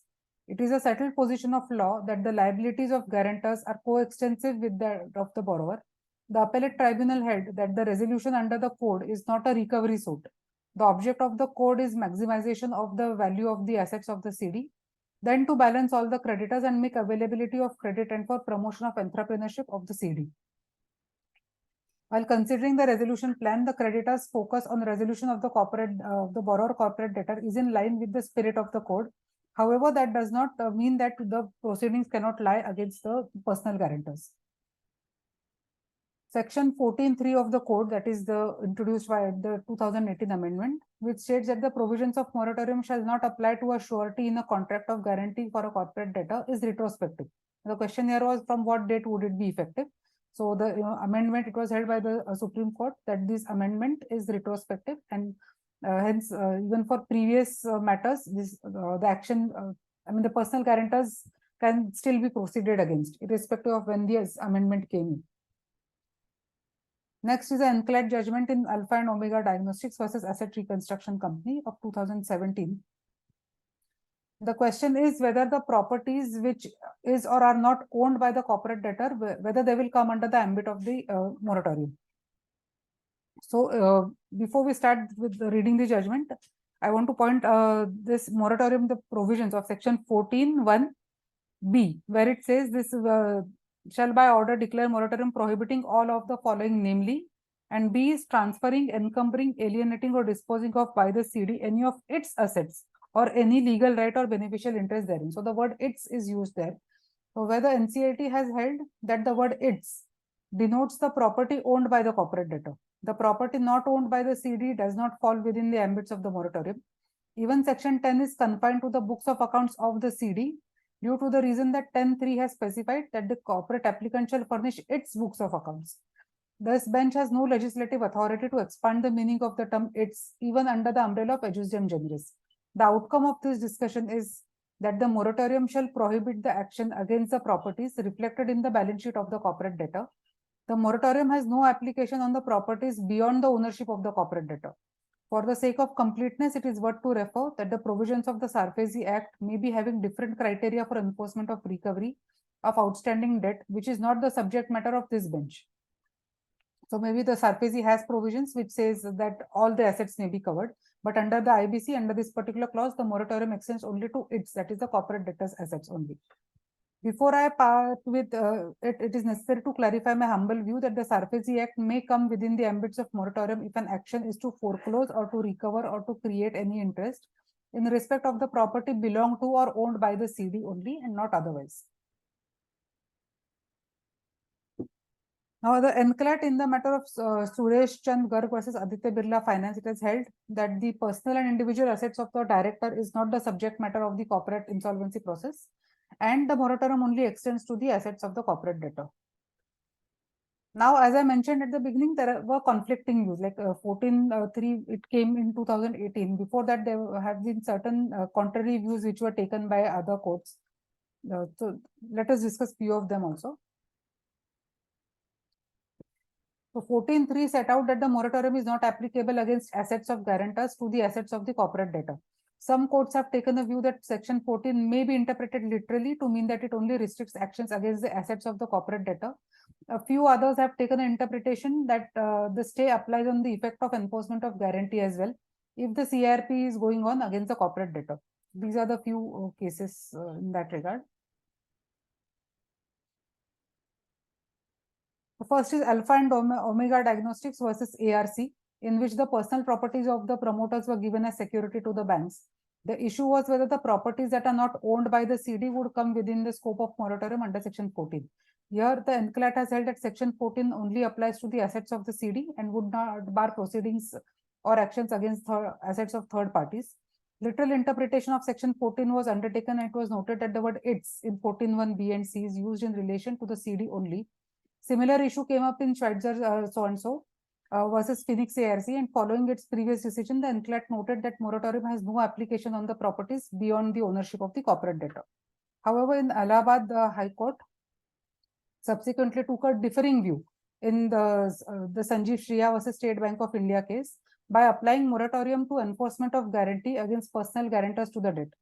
The rationale being that if a CRP is going on against the corporate debtor, then the debt owed by the corporate debtor is not final till the resolution plan is approved, and thus the liability of the surety would also not be unclear.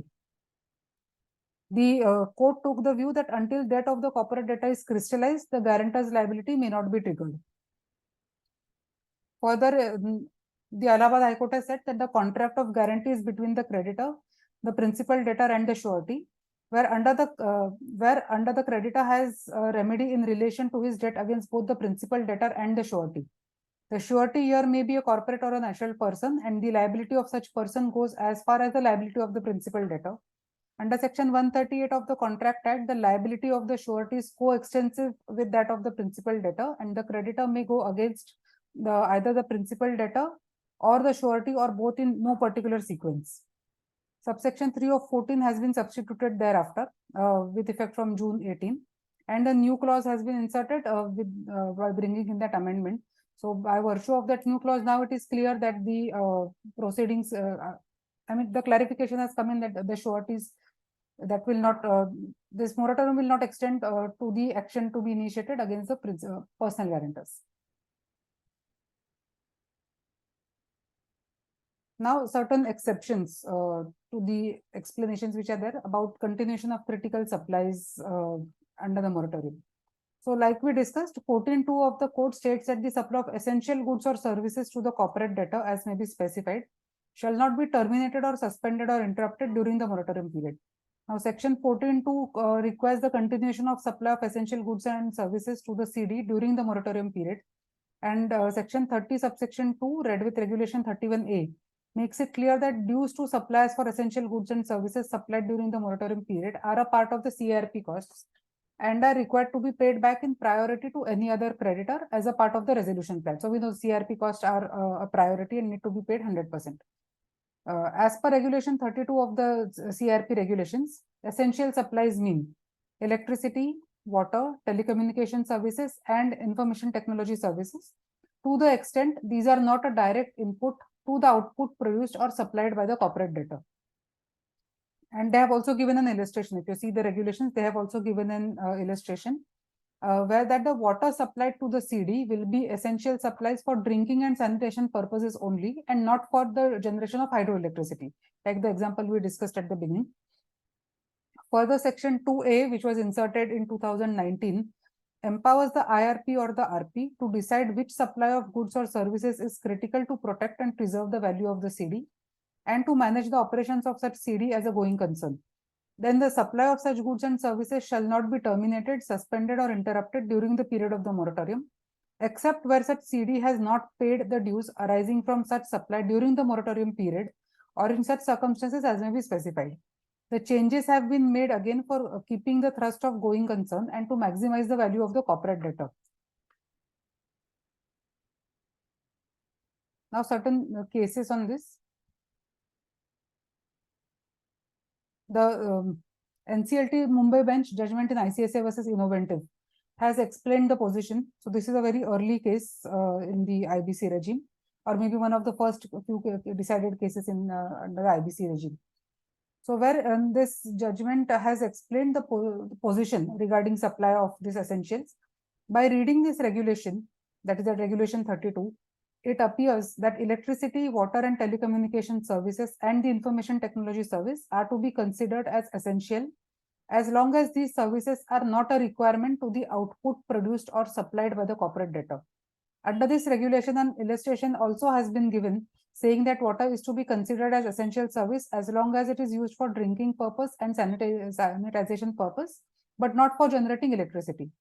Whenever any illustration is given, it will be given to have an understanding about the provision of law.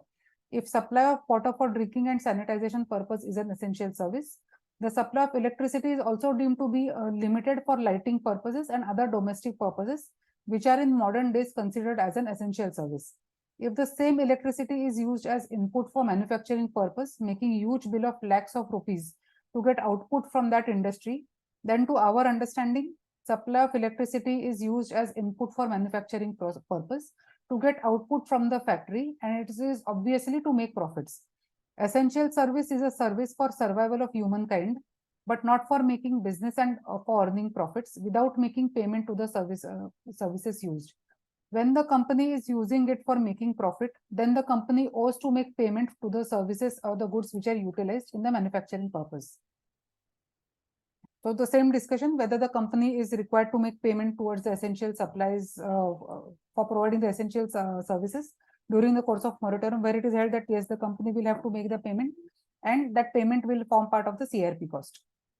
Now, similar view has been taken in the NCLT Hyderabad bench in the Canara Bank versus Deccan Chronicle Holdings Limited in the 2017 case, where it has held that section 14(2) of the IBC already exempted supply of essential goods and services to the CD.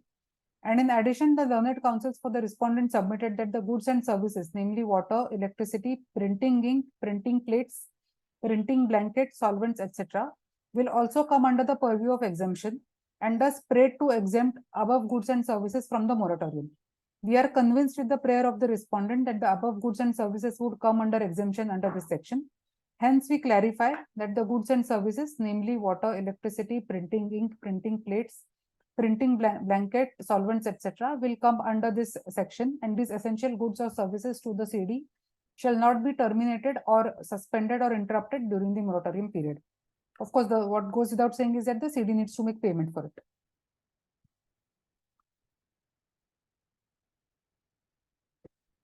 Now, some other cases. So these are assorted, like, on a variety of topics. So this is a case of the NCLAT in the ISGC heavy engineering matter by NCLAT, where the NCLAT has held that considering the record which shows that the appellant violated orders of the adjudicating authority and this tribunal, and looking to the apparent default on record where undertakings were given and not honored, we find that the appeal deserves to be dismissed in default.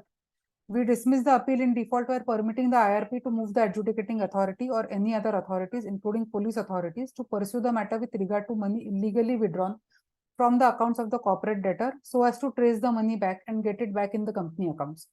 Prima facie, it appears to us that the illegal withdrawals can, inter alia, be treated as criminal misappropriation and criminal breach of trust. So what had happened in this case was that after the commencement of the CRP, the directors with suspended powers, they had withdrawn certain monies from the bank account of the CD.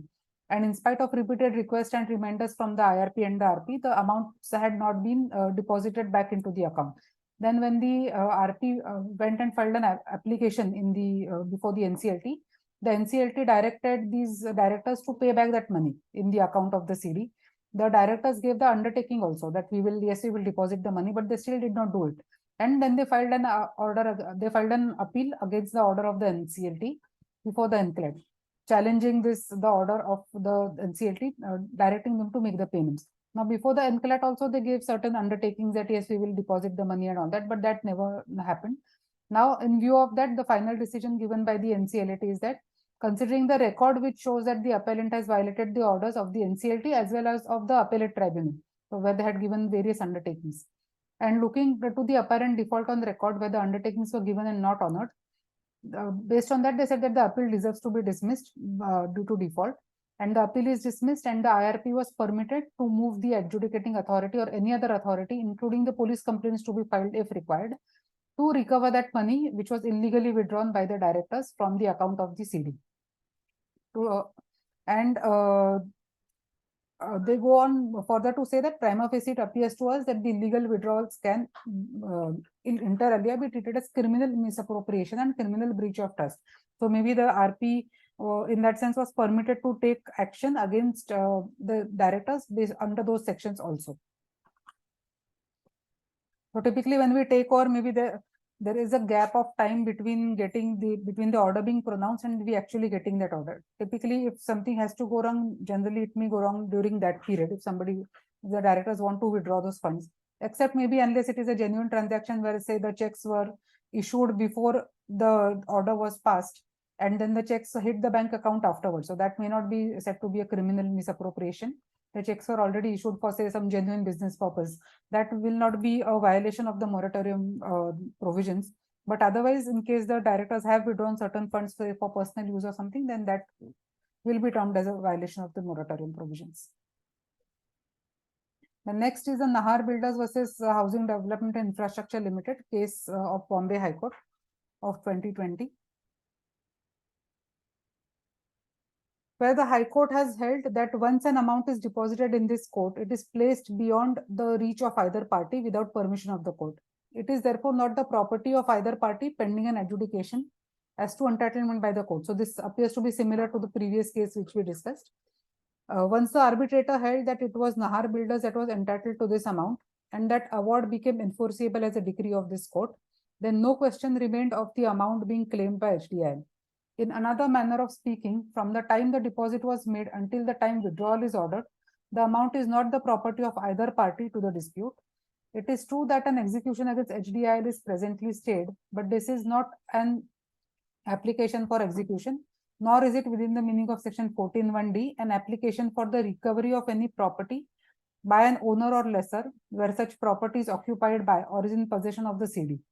To read only the words recovery of any property as is done by the advocate but not to read the rest of the clause D is materially incorrect. So which means again that amount is outside, it is not a property of the CD. So the provisions of this moratorium are not going to extend, are not going to apply to that amount since it is not the property of the CD.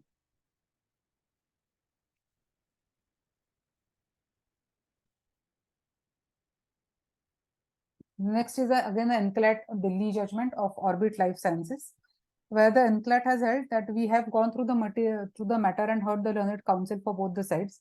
We have carefully gone through the impugned order and we noticed that the adjudicating authority has painstakingly discussed in full the cases put up by the parties, and after due analysis of the provisions of 14 and 18, found that there were goods owned by the appellant lying in the plant of the CD, but at the same time it is also found that there were dues payable by the appellant. There was some overlapping as the appellant appears to have acted in terms of the agreement dated so and so between this period. It must be remembered that section 9 application was admitted on such and such date, and thus there were occasions which were required to be taken note of with regard to pre or post moratorium. So the question here was whether the goods which were lying in the premises of the CD, on what date those goods were received or by the CD, and whether the moratorium will apply to those goods or not.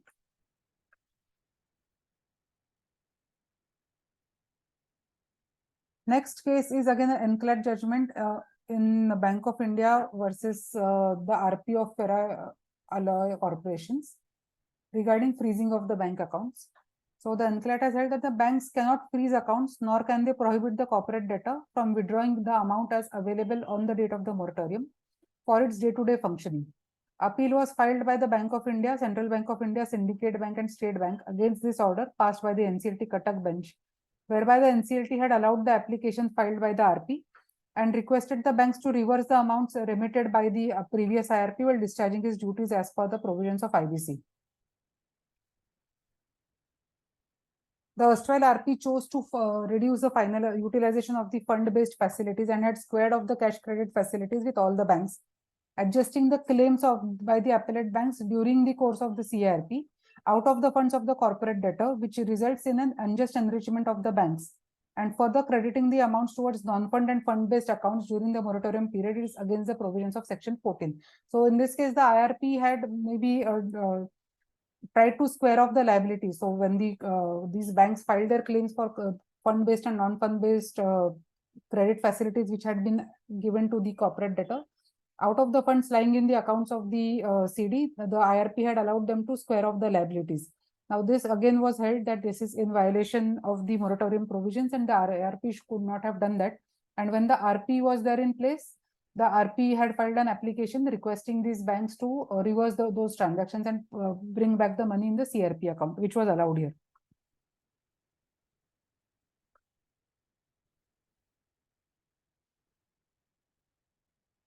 The next case is a writ petition decided in the Bangalore High Court of Dreams Infra India Private Limited, where it was held that the IBC has overriding effect over the state acts. So Karnataka High Court has quashed the parallel proceedings which were initiated by the state government authority. Here the petitioner has filed a petition praying to the court to issue a writ of certiorari to quash the proceedings initiated against the petitioner pending on the file of the Principal City Civil and Sessions Judge, Metropolitan Area, Bangalore. The respondent authority, on the understanding of law that the petitioner company falls under the scope and ambit of Karnataka Protection of Interest of Depositors in Financial Establishment Act, initiated action before this court stating that the petitioner accepted deposits from so-and-so depositors to the tune of 385 crores. The question here was whether after admission of the Dreams Infra in insolvency, whether the provisions of this Karnataka Protection of Depositors Act would apply. So it was held that no, now all the proceedings would be under the IBC itself, and maybe all these depositors would be classified as a creditor in a class and accordingly will be dealt with as financial creditors.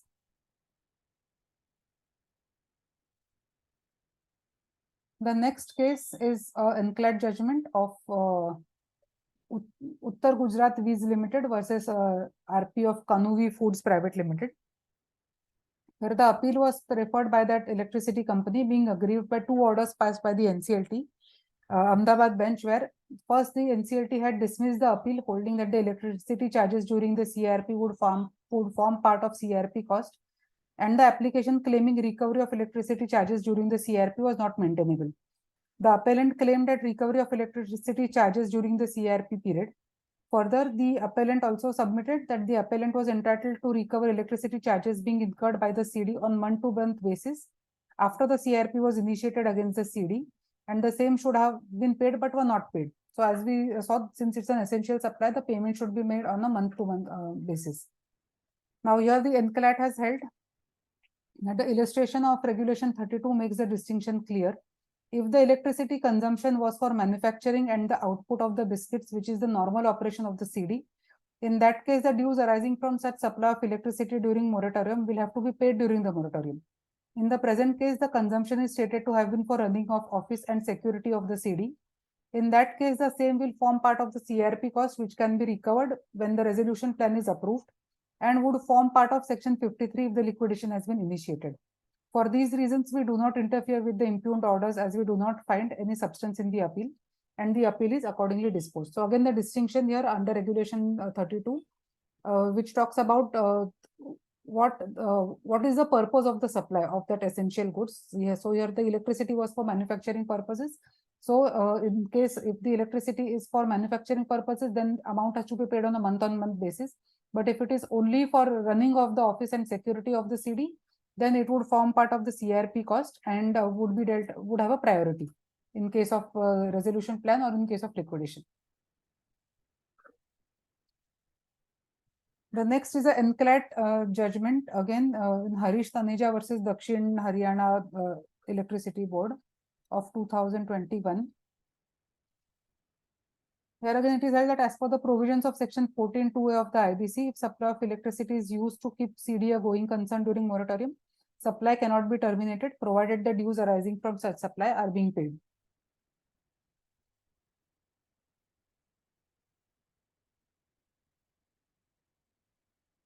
The next case is a Kolkata High Court judgment, which is Gauri Prasad Goenka versus State Bank of India writ petition, where the petitioner has challenged two notices issued under the signature of the Deputy General Manager of the State Bank of India. The notices have been issued for the petitioner to show cause as to why the petitioner should not be declared as a willful defaulter on the grounds which are mentioned in those notices. Now, the petitioner has broadly stated that the object and purpose of IBC is to resolve the corporate insolvency. Since no notice of willful default was or could in law be served on the company itself, as that insolvency proceeding were initiated against the company and the moratorium was declared under section 14, no such notice could also be served on the suspended promoter or director. So the issue is whether the promoters or the directors can be declared as willful defaulters during the course of moratorium or not. Now, the Kolkata High Court has held that the moratorium envisaged in section 14 creates no hindrance to a willful defaulter declaration proceeding, which, as has been held by the Supreme Court in several judgments, is to disseminate credit information pertaining to willful defaulters for cautioning the banks and financial institutions so as to ensure that further bank finance is not made available to them and not for recovery of debts or assets of the CD, which could hamper the resolution process. Thus, a willful defaulter proceeding does not come within the contemplation of section 14 of the IBC, which primarily pertains to legal actions to foreclose, recover, or enforce security interest, or recovery of any property or the debt in question. Any act of willful default, if committed by the promoter or the whole-time director or the guarantor of the CD, who was in charge at the relevant period, is not obliterated automatically by filing an application under section 7 of the IBC.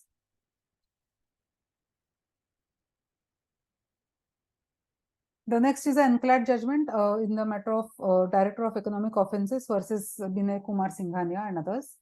where the question is whether section 14 of the IBC, whether it has overriding effect on section 3 of the West Bengal. So again, this is something similar. So West Bengal Protection of Investors and Depositors Act is there. So the appellant, Directorate of Economic Offences, Government of West Bengal, has filed an appeal against the order passed by the NCLT Kolkata bench, whereby respondent number 1's application under section 33 and section 60 and 238 of the IBC was allowed, directing the appellant to deattach all the properties attached and to restore possession thereof to the liquidator. One of the major issues challenge was whether section 14 of the IBC will prevail over section 3 of the West Bengal Protection of Investors Act. So here CLAT has allowed the appeal with the following observation. Admittedly, the properties of so and so were seized and the registered office was sealed much prior to the initiation of the CRP. We can say that the moratorium has been declared after the properties were attached by the Directorate of Economic Offences West Bengal and produced before the designated Court of Economic Offences. Thus, we hold that section 14 of the IBC has no overriding effect over section 3 of the West Bengal Act. So here, since the moratorium, before the moratorium, the assets are already attached. That's why, in my view, that this judgment has come. That section 14 will not have an overriding effect over section 3 of the West Bengal Protection of Investors Act.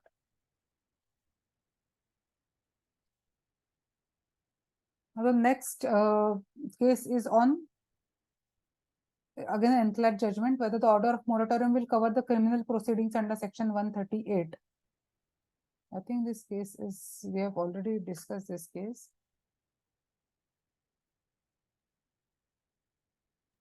Yes, madam, we have discussed this Yeah, case. we have discussed this. Yeah, Just now we have discussed. it's a repetition. Yeah.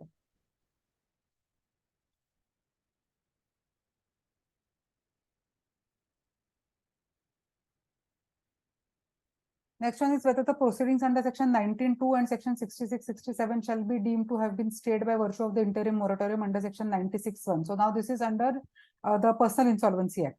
The personal insolvency provisions under the IBC, which are dealt with after section 94 and so on.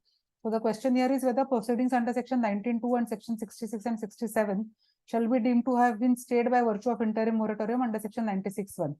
So during CRP, avoidance applications were filed by the IRP and the RP under section 1966 and 67 of the code against the suspended directors.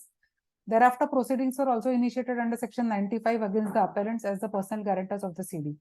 Stay of proceeding under 19(2) as well as under 66 and 67 was sought in view of the interim moratorium in the insolvency proceedings, where it was held by the NCLAT that the interim moratorium shall be for such proceedings which relate to the liability or obligation due, that is due on the date when the interim moratorium has been declared. Section 96(1)(b) cannot be read to mean that any future liability or obligation is contemplated to be stayed.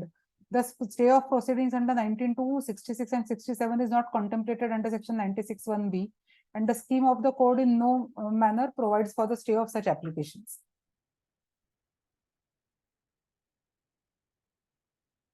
Power Grid Corporation, whether the bank guarantee can be invoked during the course of moratorium. This we have discussed a similar case where the view was that the bank guarantee can be invoked during the course of the moratorium. Rather, this is during the course of liquidation also. So, where during the course of liquidation, since there is no moratorium, then there is no bar on invoking it.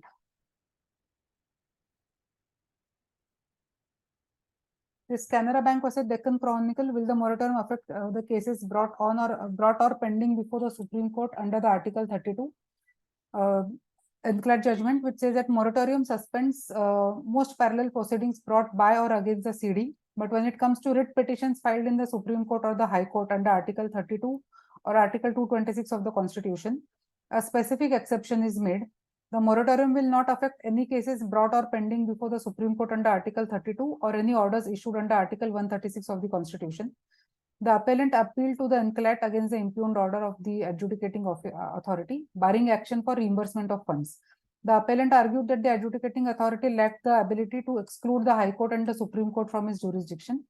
NCLAT ruled that the moratorium will not impact any suit or any case that is now proceeding before the Supreme Court of India under Article 32 or under Article 136. The High Court's jurisdiction under 226 of the Constitution would not be impacted by the moratorium. So writ jurisdiction, in short, is not impacted by the moratorium. Then Tata Motors Finance Limited versus Jadao International Private Limited, say NCLAT Delhi, sale of hypothecated trucks in pursuance to the arbitral award during the moratorium under Section 14. So in this case, there was a hypothecation agreement between the CD and the appellant.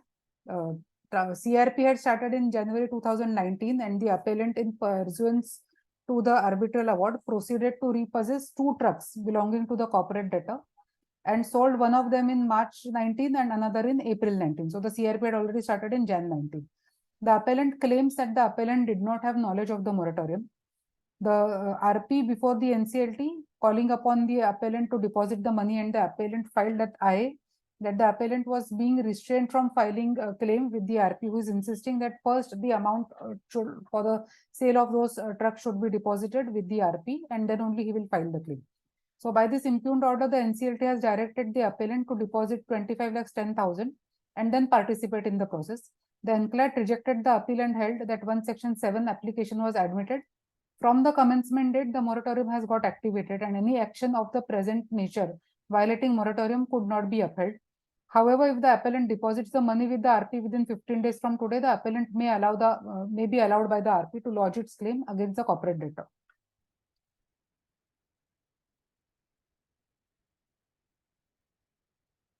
The next is Navbharat Castings LLP versus Mozarbeer India Limited, where the question was whether the order of moratorium will be applicable to the leasehold property of a landlord, in which the corporate debtor is a tenant, particularly after the decree of eviction has been passed in favor of the landlord against the CD. What is held is that the appellant has challenged the order of 8 May 18, whereby and whereunder the application preferred by the appellant for direction to the CD through the RP to vacate the premises belonging to the decree holder has been rejected in view of the order of the moratorium passed. The NCLAT held that in view of 14(1)D, the recovery of the property by the owner occupied by the CD is not permissible during the period of moratorium. So again, the same fact is reinforced. The next is a judgment under again on the application of the PMLA, where the Varsana Ispat Limited through the resolution professional against the Deputy Director, Directorate of Enforcement. Question is whether the moratorium will apply to the PMLA will apply in the moratorium process. The moratorium is not applicable to criminal proceedings under the PMLA. In this matter, through the RP, the NCLT has opined that Section 14 is not applicable to the criminal proceedings or any penal action taken pursuant to the criminal proceedings, or any act having essence of crime or crime proceeds. The object of the PMLA is to prevent the money laundering and to prevent the confiscation of property derived from or involved in the money laundering and for matters connected therewith or incidental thereto. Since the PMLA provisions or the provisions therein relates to proceeds of crime, the provisions of Section 14 shall not be applicable to such a proceeding.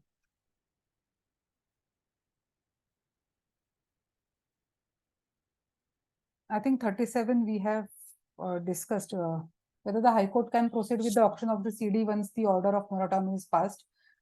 This is a repetition. So this was that Orissa High Court order where the after commencement of the CRP, the Orissa High Court passed order for auction of 2 properties, and where it was said that this cannot be passed, and those orders were stayed.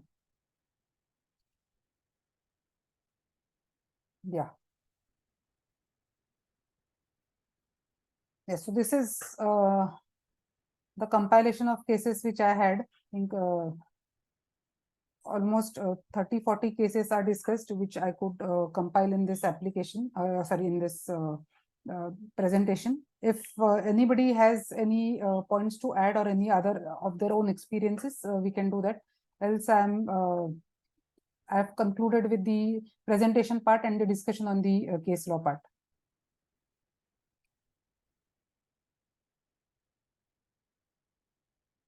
Anybody would like to share their own experiences in terms of moratorium if you had to approach any court for seeking any orders or anything?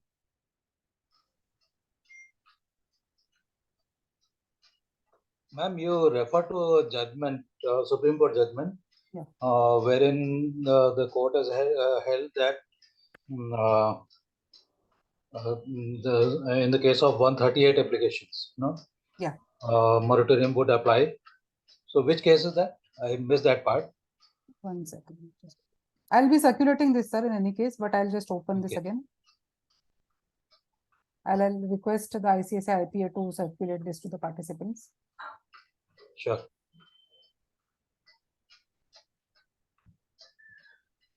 You in the Supreme Court judgment, right? Yeah, you refer to that. Yeah. P. Mohanraj, if I'm not wrong, is that the one? Yeah, P. Mohanraj, yes. P. Mohanraj. Okay. Versus Shah brother Ispat. It's a Okay. 2021 case. So 2021 the case. status as of today is that 138 proceedings can continue against the directors, but not Yes. against the corporate debtor, as long as the CRP is in process. Yes. Once the CRP period is over, Yeah. 138 proceedings can continue against the corporate debtor as well. Yes. Yes. Okay. Is there a way in which I can share that file here? I don't know. Through the chat box.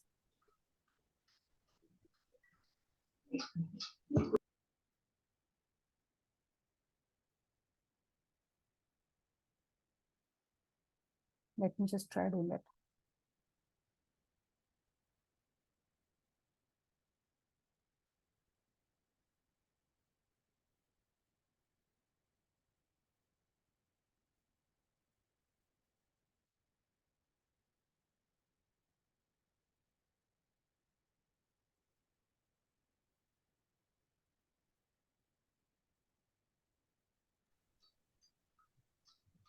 Yeah, I've shared it on the chat box.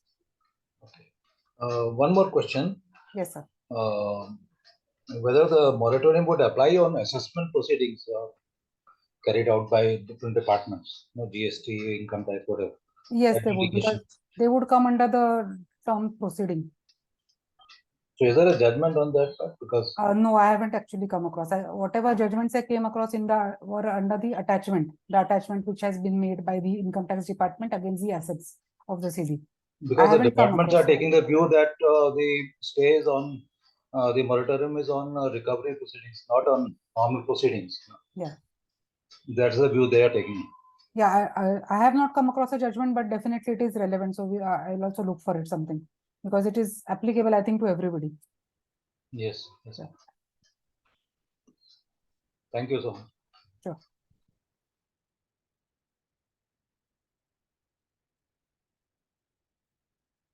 So I've shared this file here in case there are no further questions, ma'am, maybe we can conclude.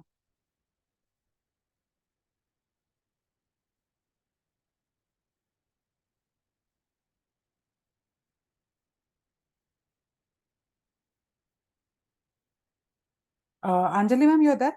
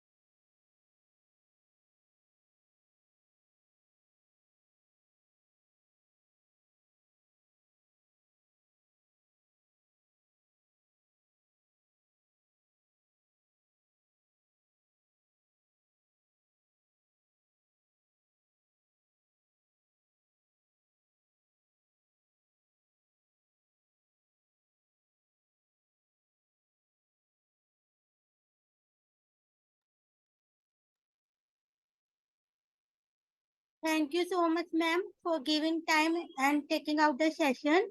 Thank you very much. The session was very interactive and insightful. Thank you, ma'am, for the opportunity, and thanks everyone for patient hearing. Thank you. Bye.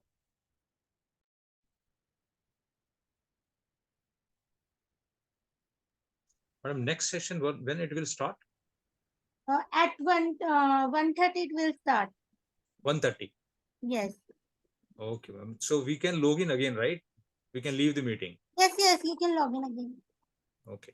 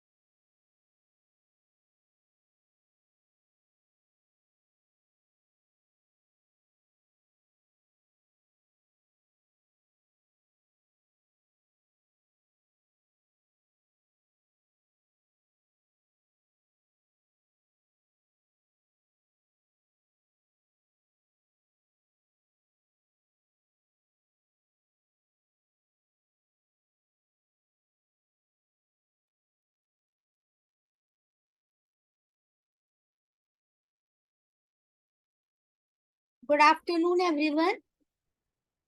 Now the session will be taken by Prakul Thadi, sir. Let me briefly introduce Prakul, sir. Sir is partner at Prakul and Kuvarpreet LLP.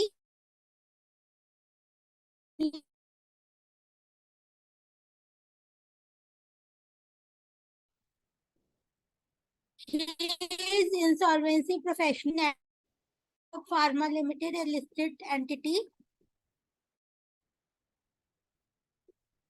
In his litigation and secretarial team, during which time he also assisted the promoters in their private equity investments. Thereafter, sir sued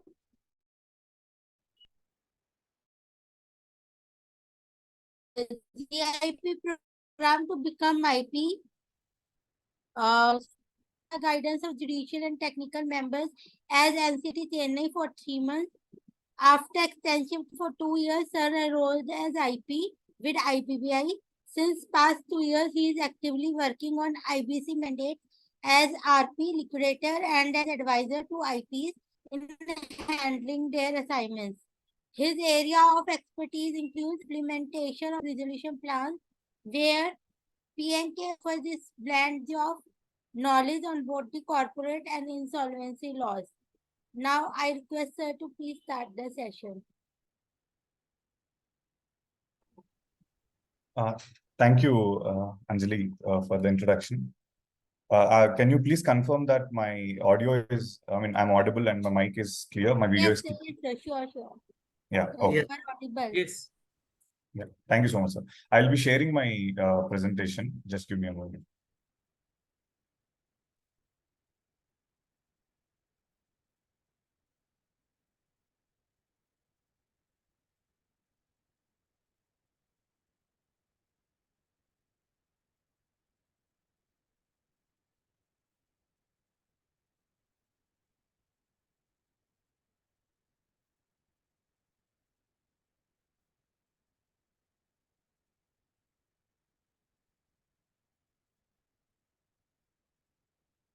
Yeah. Can you all see my screen, the presentation? Yes. Great. Thank you so much, sir. So yes, this 3-hour long session will be exclusively focused on interim finance. So honestly, the legal part of interim finance, I would say, the provisions are really low, in the sense there are only hardly 3-4 sections where the concept of interim finance has been spoken about in CARP regulations and in the IBC. And of course, even in the liquidation process regulations, there is something which is a very relevant point which you need to understand on interim finance. So I would like to capture all of it in this fashion. Firstly, we will try to understand the definition of interim finance from the IBC, and then we will go forward to understand how the IRP can raise interim finance and subsequently an RP, and what are the compliances which are mandatory from the IBBA's end and also from the IPA's end in terms of interim finance. And finally, on some interesting rulings pertaining to interim finance, which I felt are worth discussing with the forum. Yeah. So as I move forward, I think I was told this would definitely be an interactive session. So I think instead of taking all the questions at the end, if anybody who is having any question at any point in time or would like to add something to what I said, because all of us being the professionals, so maybe there may be an additional point of view from somebody, or maybe some practical difficulty would have faced in your cases. You can feel free to chip in at any point in time during the presentation. So first and foremost, I think it's always definition so that there is absolute clarity on what we are trying to understand as a concept. So interim finance per se has been defined under section 5 subsection 15 of the code. Now, as per section 5 subsection 15 of the code, interim finance means any financial debt. Now this is very important. So interim finance per se has to be a financial debt. So any operational, suppose an operational creditor had given a working, like work cycle for you for payment of like working capital has been provided, let's say for 45 days for repayment of the operational creditor. There is a credit period of 45 days. Now this, if suppose during the CARP you failed to make this payment of whatever you'll have to make to your supplier, now that supplier cannot come and claim it as an interim finance. Of course, yes, it will be a cost and can be a CARP cost, but it cannot be claimed as a interim finance, right? Because interim finance necessarily has to be a financial debt raised by the RP. Now, of course, this is a very small clarification, like the term, the section says raised by the resolution professional. Now, does that mean an IRP cannot raise it? Obviously not. The definition of resolution professional under the code includes an interim resolution professional. So wherever you read interim resolution professional, it will include interim resolution professional, right? So it has to be read, like that key RP includes IRP. So any financial debt raised by the resolution professional during the insolvency resolution process period or raised by the corporate debtor during the prepackaged insolvency resolution process period, as the case may be. Now let us stop here and understand. During CARP, the power to raise interim finance will be with the RP. However, during PPIRP, that is prepackaged insolvency resolution process, because it is a debtor in control model and not creditor debtor in possession model and not creditor in control model, it is the debtor, that is a corporate debtor, which will be raising such interim finance for the purposes of going concern basis of the company. Right. So this is what is the interim finance as defined under the code. However, there is second leg to it. The second leg to it states that it is, as the case may be, such other debt as may be notified. Now, so in such other debt as may be notified, it is the MCA in its notification dated March 18, 2020, where notification number 1145E had provided that a debt raised from special window for affordable and middle income housing.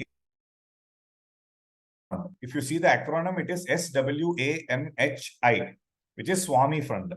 So there is a Swami Fund which was introduced by the government, wherein that fund predominantly is meant for completion of real estate projects which are undergoing CARP. So such a real estate fund, this special window for affordable and middle income housing investment fund 1 has to be considered as an interim finance is what has been provided in the MCA notification. So if you see the definition, it says such other debt as may be notified, and this is what has been notified by the MCA.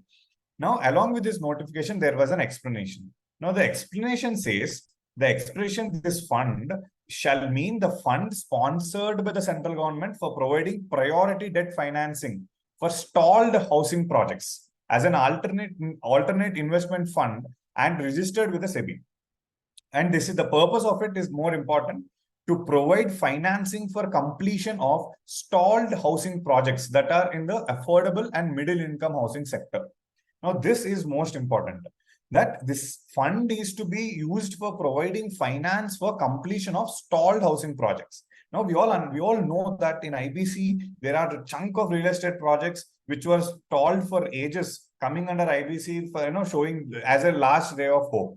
So this fund has been introduced by the government to give such kind of a financial support, to give certain financial support to the corporate debtors and also to the COCs, wherein the projects can be completed, right? And there are again very interesting aspects in this, like what if the fund has been released before the CARP? Will it still enjoy this position as an interim finance? There are a couple of thoughts on it. Like let me explain you this further. Let me complicate this to you further. Let us say, for special window for affordable and middle income housing investment funds, there is no criteria that you'll have to be undergoing CARP in order for you to claim that, to get that finance. So even if you're out of CARP and you are a builder and there is a stalled project, you can still apply for a release of fund as a finance. Now, let's say you did that, but parallelly, a CARP has been initiated against the company in the NCLT. Now the CARP is admitted. Now the question is, will this be treated as a secured or unsecured fund, as the case may be, depending upon the terms of the fund? Will it be treated as such, or will it still carry that priority debt financing, that priority interim finance? That is a question of debate, because ideally, if at all such interim finance gets that priority, there will be many banks or maybe other banks and other financial institutions may also be willing to fund such projects because they are sure that they are going to get super priority in the CARP, right? So this is what is the actual situation. But if we read this along with 515, section 5, subsection 15, it says debt as may be notified. So the reason is, had this finance been raised during the CARP by the RP, then it anyways fits within the definition of interim finance. So what is the need for a notification? So if there is a notification which is sought for, it means that where that fund is availed even before CARP, but the company ultimately falls into CARP, this fund will still have that super priority. That's why they even term this fund as for providing priority debt financing. So the priority debt financing in itself means having a super priority over all other debts, right? So they will always be considered as an interim finance. That is what is my reading of this notification. So this is one notification which is very relevant. And as IRPs or RPs, if insolvency professional, if we come across such claims, or or when we see the books of account and we understand that the CD had already availed such financing from a Swami fund, then we should treat that as an interim finance as per this notification read with section 5 subsection 15 of the code. So this is with respect to notification on Swami fund, which shall be considered and treated as an interim finance. Now coming to the next part. So the next part is with respect to how this interim finance will be treated as. Will it be treated as, I mean, since we're saying it is having a priority cost, then how is it going to enjoy that priority cost is what we're going to see next. That is section 5 subsection 13 and section 5 subsection 23C. Of course, 23C is in the context of pre-PAX, 5 subsection 13 is in the context of any other CARP. So any interim finance and the costs involved in or incurred in raising such finance shall be considered as insolvency resolution process cost. That is, or PPARP cost. So technically any interim finance you raise, or if suppose there are certain costs you have incurred like charges for raising of the finance, or maybe engaging a syndicate to garner that loan, and for anything you do that will still be considered as a cost, and it will still be considered as a CARP cost. So this CARP, it will be considered as a CARP cost. Now, what is the relevance of treating it as a CARP cost is on two fronts.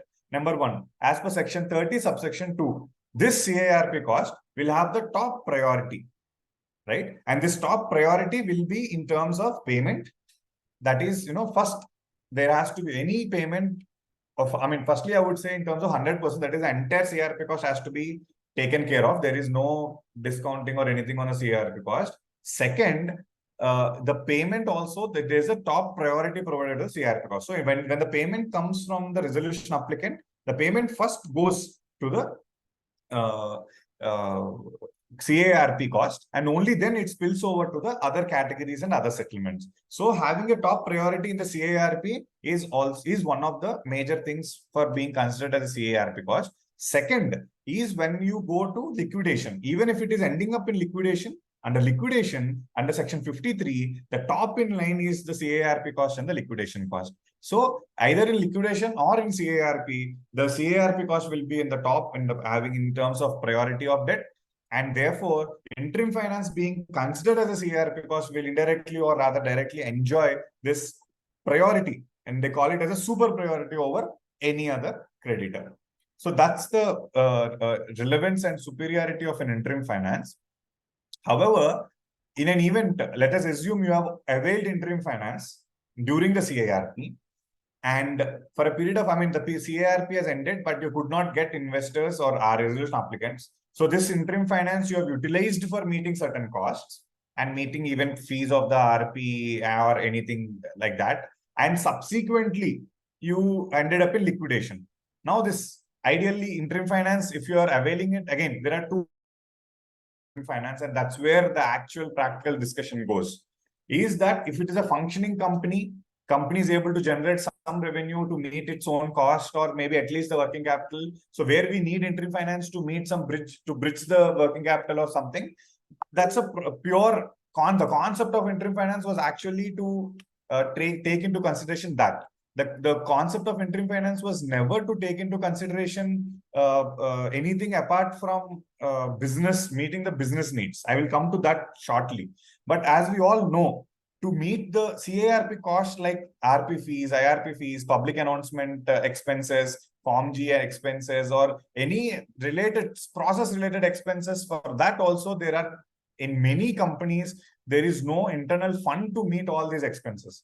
Now, in such a situation, it will be absolutely difficult for the RP to run the process. So obviously the RP has to rely on certain finance from but that interim finance will be usually availed from within the members of the COC in proportion to their debt, right? So that is usually how they get the COC to agree to provide for the interim finance. So now where the COC is providing interim finance, usually they take it as a interest free. They may not be interested in charging interest over it. However, if the COC is charging interest, or if you're going for an external interim finance provider who usually will come with a predominant interest, anything ranging between more than 18% to 24 to 26 is the percentage of interim finance rates which are there in the market. So such interim finance rate will also come into picture, right? So after the CARP ends, if suppose, let's say in the liquidation, you're not running the business for some reason, you're liquidating the assets and making the payments. Now, till what period will this interim finance run? Right? Let me pause here and get back to a discussion that generally, let's say you're raising finance as a company. So when we raise finance, the cost of, the terms of the finance would be that, okay, I repay you at so and so intervals, and the principal at a so and so maturity date will be this. And if you fail to repay, there is an interest, the interest on the default amount, defaulted interest, and also penal interest and all that. So, usually the interest rates and also the claim amounts get bloated because of multiple interest rates. Now, is there a cap on that? Is there a time after which you cannot take any interest? The only cap will be the CARP commencement date. That is the insolvency commencement date, ICD. Post which, because there is moratorium, and also we are seeking claims as on the interim insolvency commencement date. So as on that date, the interest amount is freezing technically for all practical reasons of repayment. But till then it is continuing, right? When it comes to interim finance, the law introduced, or rather, provided a clarity that there will be a cap. Even if the interim finance is taking 5 years, 6 years to be repaid, you cannot keep on increasing your interest rate or accumulating the interest rate and then making more money out of that. That is not possible. Definitely, there is a due priority to interim finance over all expenses. However, the interest on the interim finance shall be paid for a period not exceeding 12 months from the liquidation commencement date, or the actual repayment, whichever is lesser. So if you are able to repay the interim finance in next 3 months, then till the 3 months period, your interest rate will come, you will take it. But if suppose, let's say the assets are taking time to be liquidated or to be sold for any reason, maybe for litigation or maybe for, because of the marketability of the assets, for any probable reason, that period will be pushed. Like suppose, let's say it is pushed for 15 months. At the end of 15 months, you are able to make realizations and now you are making repayments. Now you cannot compute your interim finance or the interest on the interim finance for the entire 15-month period. It will cap after the 12-month period. So there won't be any additional interim finance or interest on the interim finance which will be paid after the 12-month period from the liquidation commencement date. Now this is one very interesting thing which we have to know. And particularly when there are businesses where the finance has been used to run the business or run the show. So usually even the interim finance providers have this in mind, like what is the amount they're bringing in, what would be the maximum they would have, the 12%, the 12 months thing. And accordingly, they recompute their interest rates and they'll also see what is the value of the asset, what is the chances of recoverable, the realization or the marketability of these assets. These are also important considerations when the interim finance providers provide the interim finance to the corporate debtors. And I'll also take a minute more to give the context as to how interim finance providers look at these provisions. Now, for the interim finance provider, obviously there is a carrot and stick in any finance, right? In any financing, there's always a carrot and a stick. In interim finance particularly, the best part is both the carrot and stick are specified in the regulations or the code. So as an interim finance provider, my terms and conditions are very limited. I can't do much. I can't tweak the hands of the CD or the RP much, right? I cannot show my, just because I'm giving money, I cannot be more dominant on the decision making. I cannot seek anything and everything from the RP. There are certain limitations. But how does these limitations work? Firstly, as I said, the carrot. What is the carrot? The carrot here is nothing but the benefit. The benefit is having a super priority over all other charge holders. That's a brilliant move to incentivize interim finance providers to gather more interim finance providers to come forward. Well taken. Now, what is the stick? The stick is you cannot charge interest exceeding 12-month period from the liquidation commencement date. Now, here also there's a carrot. What does it indirectly mean? As long as the CARP goes, you can definitely charge your interest. There is no problem. But once the CARP ends up in liquidation, only a maximum period of 12 months you can charge interest, not exceeding that, even if the actual realization is taking much higher. Now that is the stick. So now when I come as an interim finance provider, I know this is what is the condition within which I am operating. So if suppose an RP approaches me to provide me with an interim finance, first things, what the interim finance provider would appreciate to have, even though they have absolute priority over every other charge and all that, they would not be willing to shed even a single rupee unless there is a real asset which they can see on ground. There has to be a real asset, by which I mean plant and machinery or land and building, which they can see, come see, and value as per their internal valuations, and then go back and give you the interim finance. So they are usually interested to have real assets because they know that these real assets will fetch money. Now, once they do their internal valuation of real assets, that's when they will do a cap as to, okay, see, this is the maximum amount I can give as an interim finance, because let's say the value of all these assets put together is 10 crores. Now, I'm not going to give anything beyond 1 crore or 2 crores. So my area stretch would be that, okay, I'll give at the most 10% or 20% of the total amount, because I know that the realizations vary. The asset cover in this case, though, is 100% because you are having top priority, which means 100% of assets are covering your interest or your finance. But still, they would be conservative, considering the fact that under IBC, considering the facts of litigation, considering the facts of delays, considering the fact of non-operations of the companies, there would definitely be a concern from the interim finance provider to easily provide interim finance in any corporate debtor. So where you have a solid asset base and the land, clear title, etc., then definitely interim finance is a very good. It's very much possible to avail interim finance from external parties, right? So that is something with respect to interim finance. Yeah. Sorry. As we move forward, let us now try to see how this interim finance can be raised by an IRP. So let's just look at the legal provisions of that. So raising of interim finance by IRP is dealt with under section 20, subsection 2, clause C. Okay. But I would insist all of you to read this first two blocks together. Now, if we go to the actual section 20, subsection 2 or subsection 1 for the fact, what subsection 1 says is that it is the IRP's responsibility to protect and preserve the value of the CD, of the value of the corporate debtor, and to manage the operations of the corporate debtor as a going concern. That's what subsection 1 says. Now, subsection 2 says, for the purpose of achieving subsection 1, for the purpose of protecting, when I say achieving subsection 1, it means for the purpose of protecting and preserving the value of the corporate debtor, and for the purpose of managing the operation of the CD as a going concern, the IRP has the following authority, right? Under that following authority, one of the subclauses is to raise interim finance. So we should not go with a blind interpretation that IRP has the authority to raise interim finance. No, that authority definitely is there, but it is subject to certain conditions. That is, that authority shall be used for the purpose of achieving the above. And what is that achieving the above? Number 1, protecting and preserving the value of the CD. Number 2, managing the operations of the CD as a going concern. So the IRP shall establish that this interim finance which I am raising is for the purposes of protecting the value of the CD. Let me give you an example. Let's say IRP was engaged, IRP had come in, stepped in, then IRP saw that there's a good asset, there's a factory, however, the factory is closed, but he has realized that there's a serious breach in the boundary. Now, in order where there's a serious breach in the boundary, the IRP is of the opinion that I need to immediately get in a security in picture, and also should get the fencing work done so that there is no breach and there's no possibility or threat of theft. Now, with this in mind, what does the IRP do? If suppose, let's say hypothetically, let's say we have approached the interim finance provider, took him to the site visit, we have showed him this is the land, this is the property, this is on this company's name, the management is also cooperating, hypothetically, as I said. Of course, it's very difficult to have, but still. Now, assuming all these facts, then let's say interim finance provider comes forward and provided with the finance.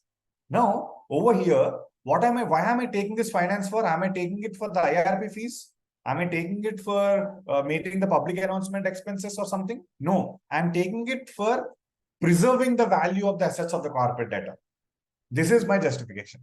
This is the first example. Now let's take a second illustration. Let's say the company is already undergoing, taking up working capital continuously, and there are letters of credit which have been provided to the suppliers and all that.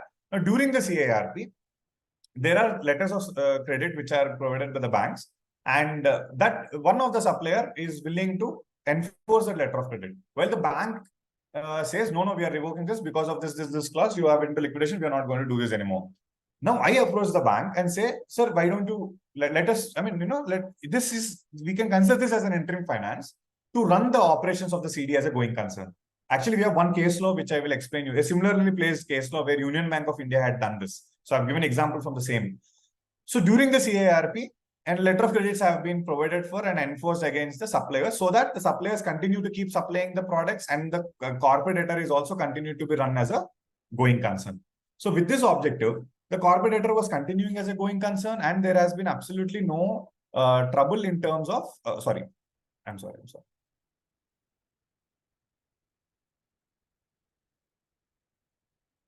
Yeah.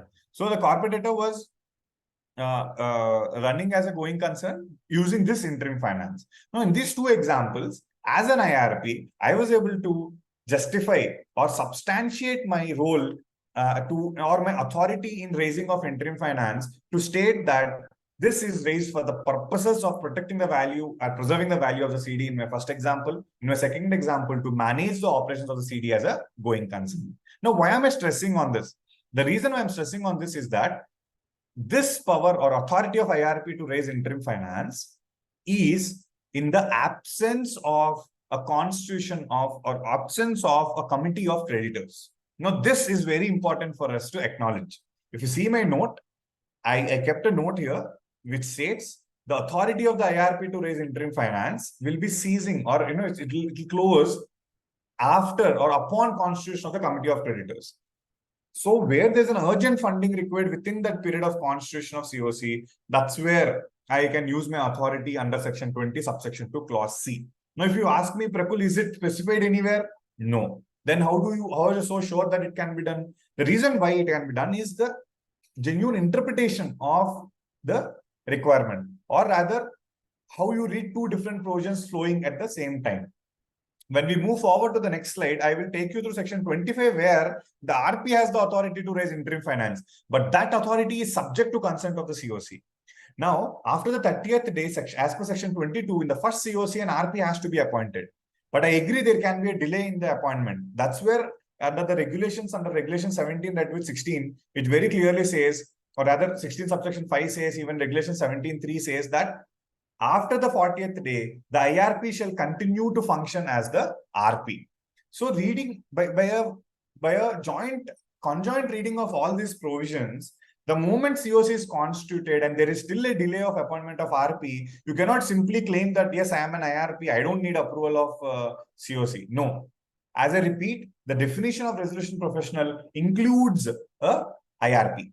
So that restrictions which apply on an RP upon constitution of COC will definitely apply on the IRP as well. So this particular provision, this particular authority is for the purpose of exercising it before the constitution of COC. So the conjoint reading of section 28, 25, 20, regulation 16, section 16, subsection 5, regulation 17, all of CRP regulations all together give me this indication that as an IRP, I cannot simply take that authority that, okay, even after COC is constituted, I cannot say, boss, I'm not the RP, I'm not going to come back to you for an approval, or I'm not going to come to you for an prior approval. I can't say that.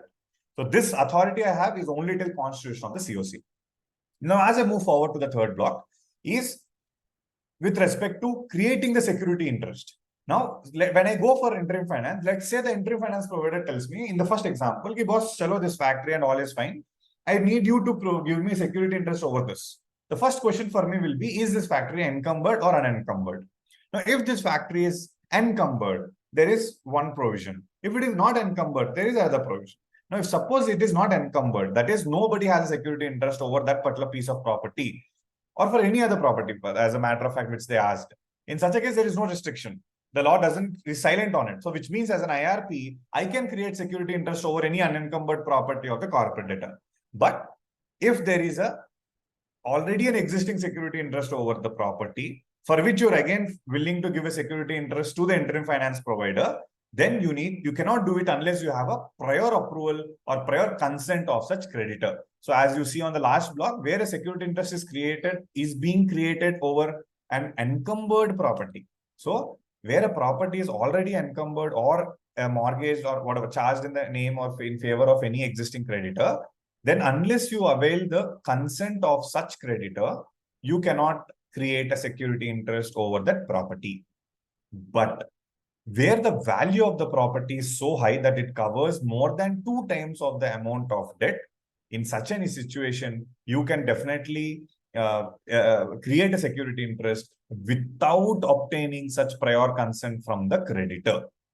Now, let us spend a moment here to understand how it practically pans out.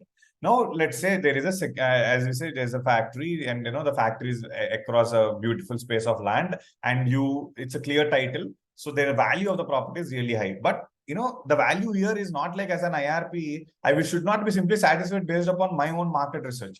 I should definitely engage a valuer. May or may not be a registered valuer, but preferably a registered valuer to immediately do a valuation within the first few days only. Right? And that valuer need not necessarily be a land and building valuer for the entire properties of the CD. Only for that particular security interest or for that encumbered property, you can get a valuation done and immediately apply for the interim finance loan. And if that valuation happens to be twice the amount of the debt. Now here again, next comes the second question. What if the creditor had not submitted its claim by then? Right? So usually we will rely on the balance sheet balances or the books balances as per the books of account. And then we'll say, okay, the value is 2x, is more than 2x of or 2 times of the amount of debt as per the books of account. Then yes, I can create security interest over this without reaching out to that creditor, without obtaining a prior consent from such creditor. But in an event, the value is lesser than that 2 times of the amount of debt, then in such an event, I cannot create a security interest over that asset without obtaining prior consent from the respective creditor, irrespective of whether the creditor had filed the claim or not. So this is the complete reading of section 20, subsection 2, clause C, with respect to the authority of the IRP to raise interim finance. Right? So as I move forward, let us discuss on the authority of the RP to raise interim finance. Now, this is quite an interesting thing to look at. So, the authority of the RP to raise interim finance is dealt with under section 25, subsection 2, clause C. So, 22C is for the raising of interim finance by IRP, while 25(2)C is raising of interim finance by the RP. So, once RP, the authority of, again, the purpose, for what purpose am I doing this? So even section 25 is similarly worded like section 20.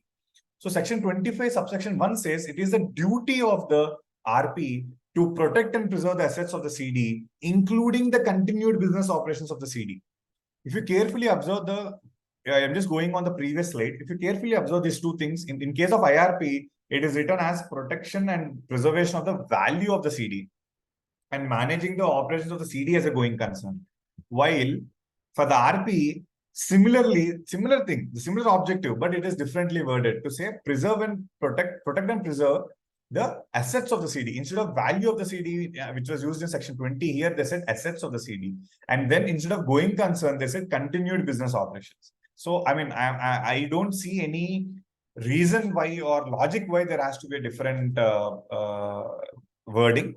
But I just feel it is just that the uniformity has not been maintained. So that's my personal opinion. But ultimately, the idea is the same. The objective is the same. So I can raise interim finance for either of these two purposes. So again, as I said, section 25 is similarly worded.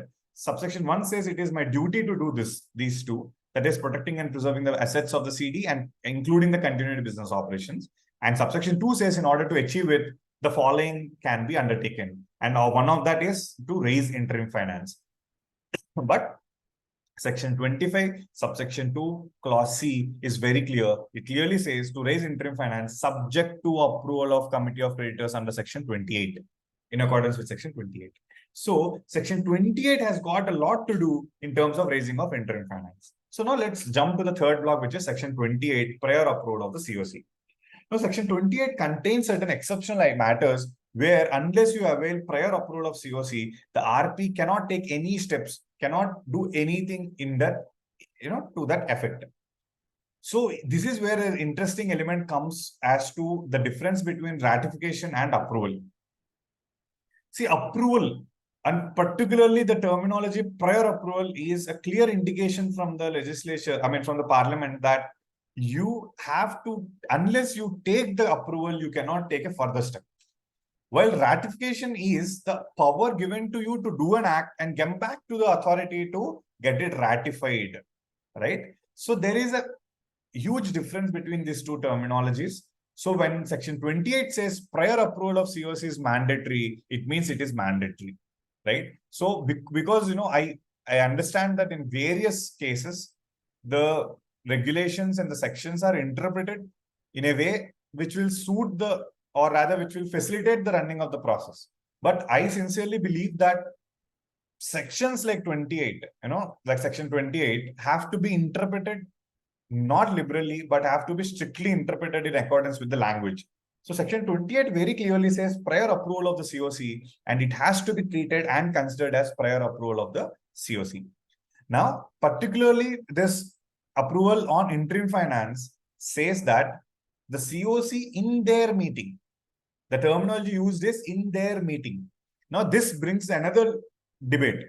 When they say in their meeting, does that mean, can I not take an approval through circular resolution, even if it is prior? Let's say it's very difficult for me to convene a meeting, or I have only one creditor in my COC. Even then, should I have a meeting convened to be discussed, or can I get it done through circular resolution? Now, this leaves a completely practical, it's actually a very practical scenario, which I have experienced in my own cases as well. Now, the challenge here is, technically, as I said, we have to do a strict interpretation. So the interim finance and the concept of it shall be considered only in the meetings of the committee. However, in time and again, in various disciplinary orders of the IBBA as well, we observe that where the COC is comprising only of single creditor, there has been certain relaxations in terms of strict compliances. Like if the single creditor had, by way of email, stated approved for a particular thing, for a particular resolution or particular decision, it's usually are being treated as approved because there's only one creditor and the decision making has been, is quicker through the email, so they did it that way. So that way, definitely there is a lenience, and I would not say use the word lenience, but relaxation when there is a single creditor. Now, in this particular scenario, where there's a single creditor, I still am of the opinion it's always advisable to have the meeting and convene it and close it. But in a difficulty to have a meeting, if you wanted to avail it through a circular resolution, if it is a single creditor, then I think it can be justified. But where you have multiple creditors, it is risky in terms of how that will be interpreted by IBBI or IPA. So it is always advisable to have the meeting convened and take an approval, particularly for the purpose of interim finance. For interim finance, this word is used as COC in their meeting. So what this interim finance wording under section 28 is, it's very tricky. It says raising of the amount of interim finance exceeding the amount approved by the COC in their meeting. So it means, firstly, COC has got the authority to approve the interim finance for a particular limit. That is, COC can say, okay, you can raise interim finance not exceeding 5 crore rupees. Now let us pause here and try to understand where this interpretation is coming from, or where this provision is coming from. It is coming from the Companies Act under section 180 and under section 179. See, section 179 subsection 3 provides for power of the board of directors to raise borrowings, right? So to borrow. So the power to borrow is with the board of directors, and there is a cap on it under section 180. If it exceeds that cap under section 180, approval of shareholders is mandatory, right? And that cap is based of course, based upon the share capital and free reserves, etc. But there is no such stipulation of cap provided here. That cap in itself will also be decided by the COC in our example. I mean, in the case of IBC. So the analogy is drawn from the Companies Act, where the borrowing is, there is a limit on the borrowings. And if in this analogy, the board is nothing but the RP or the IRP. As we all know, the powers of board are exercised by the IRP or the IRP. And the analogy of the shareholders will be linked with the COC. So the board has the power to raise funds, absolutely, but subject to the cap provided by the shareholders or under the 180 ready with the shareholders approval. If it is in excess of it, you have to go back to the shareholders. That's what the law, as simple as that. So coming back to IBC, you have a authority, which is COC, which decides the maximum amount or the limit till which you can raise interim finance. If it exceeds that particular limit, then you will get back to the same authority which has provided that for that limit. So first things first, you have to first go to the COC to avail a decision of the COC in their meeting to fix on the maximum amount of interim finance. Then if in an event, so till that amount, you will have the freedom to raise interim finance from any source, bring that money and all that you can do. But once you are breaching that amount, you'll have to get back to the COC before you breach that amount. You'll have to get back to the COC or avail their prior approval, which is mandatory under Section 28. And Section 28 provides that a minimum of 66% voting rate of the shareholders shall vote in favor of of approving this particular raising of interim finance above the amount fixed by the COC. So for all the Section 28 matters, the requisite voting share required is 66% of the voting share. And as we are all aware, it is not of the voting share of members who are present in voting. It is of the total members. So if a particular member doesn't vote or opts to abstain from voting, it will be not considered as is in favor. So they'll have to specifically vote in favor in order for that to be considered as voted in favor. So that's why the Section 28 matters are quite important. And interim finance, particularly because we are discussing on interim finance, I will stick my limitation of discussion only towards the interim finance. So this is with respect to Section 25, subsection 2, clause C, read with Section 28 as regards raising of interim finance by a resolution professional. Now, before I take you through the other part of our presentation is on the compliances, let us just for a moment pause and understand one critical and more practical area on raising of interim finance from the members of the COC.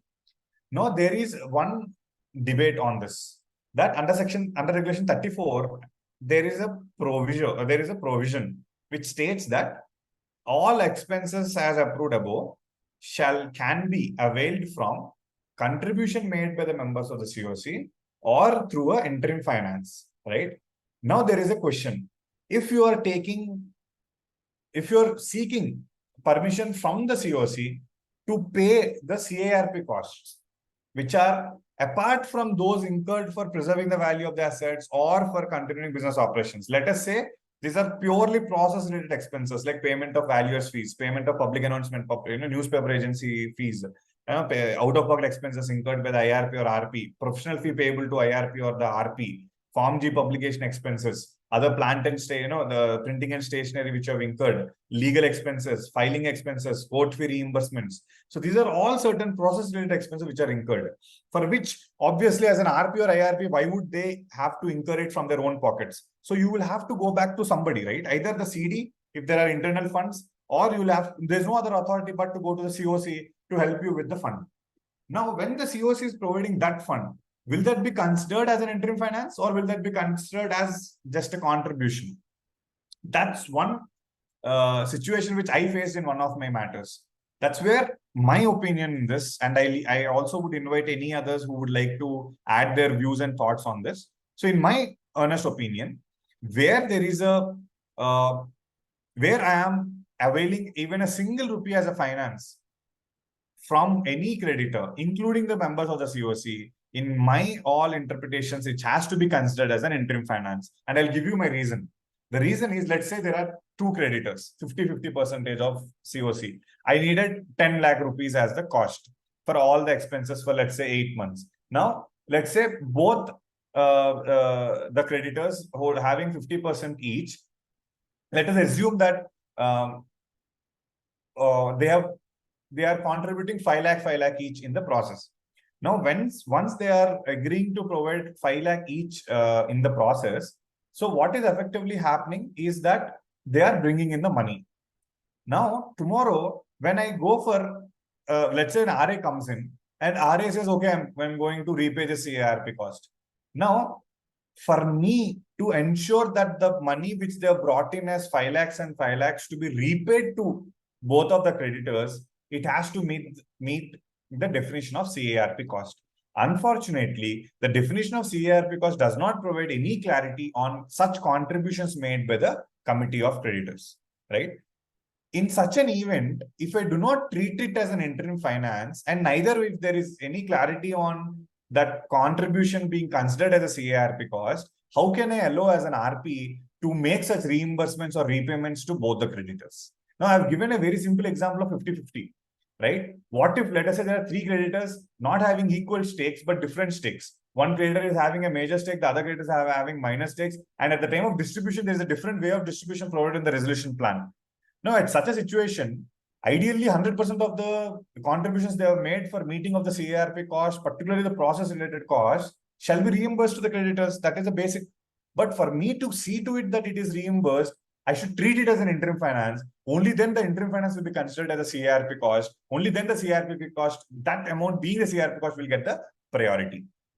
So my opinion is, if you are simply treating it as a contribution and not considering it as an interim finance, we cannot, as a right, claim that that has to be reimbursed to the creditors. No, that is just a natural interpretation we are trying to make, but there is no provision which states that the contribution made by the creditors towards meeting the cost shall be treated as a CARP cost. There is no such provision.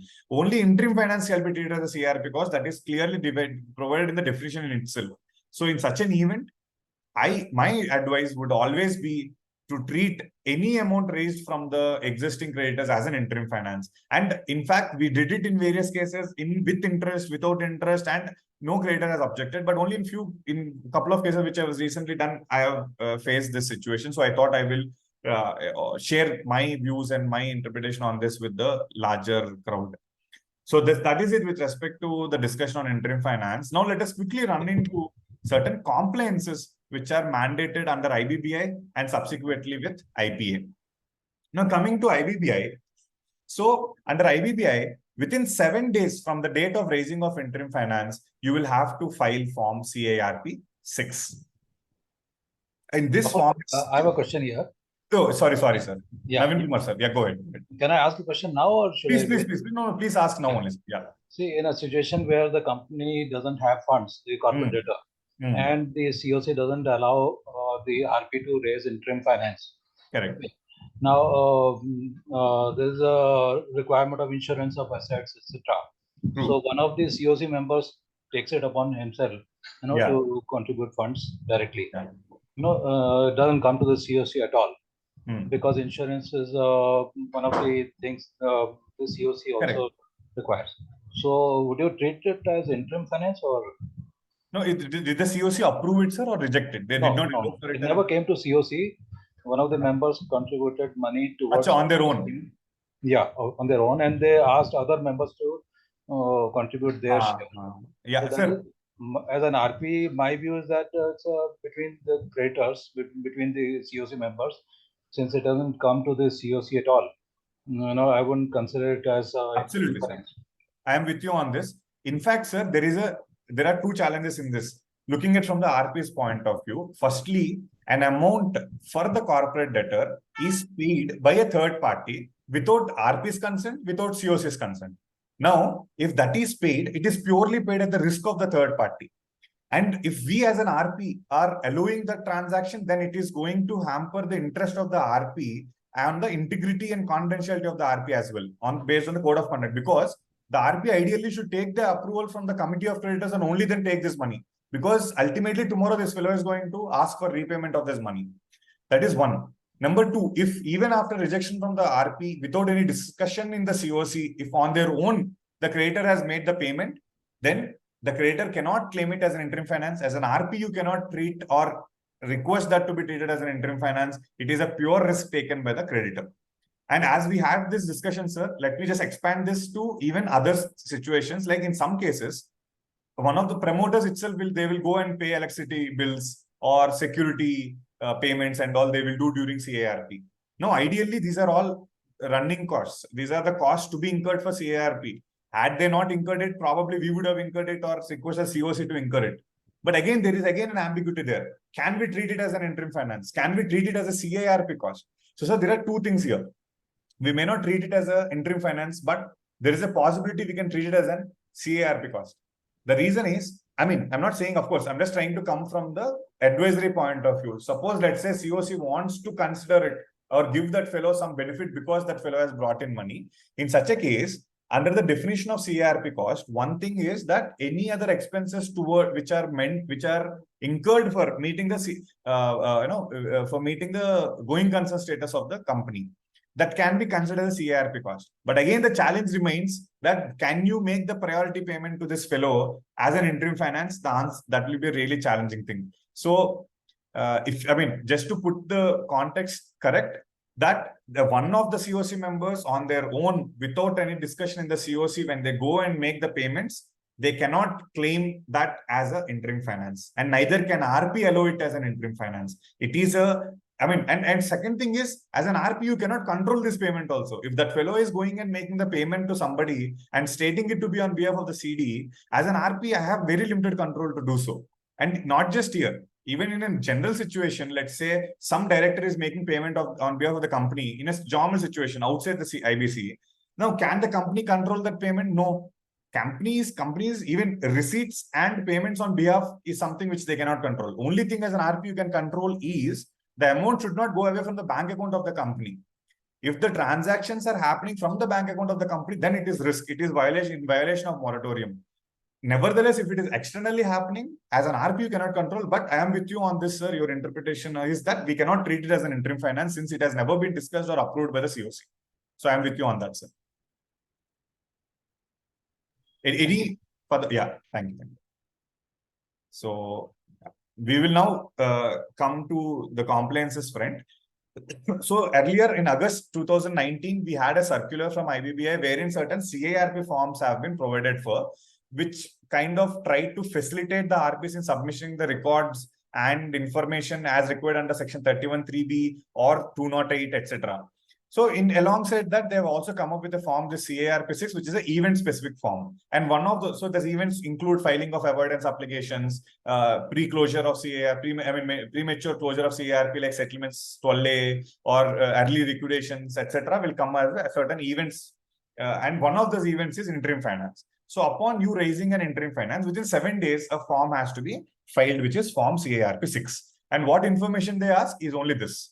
The information is what is the date of raising interim finance? What is the due date? The due date is 7 days thereof. So if at all you're filing it within 7 days, then it shows NA not applicable. There is no delay. But if it is beyond 7 days, then it shows the number of days of delay. And then you'll have to provide for the reasons why you had to file this form in a delayed form.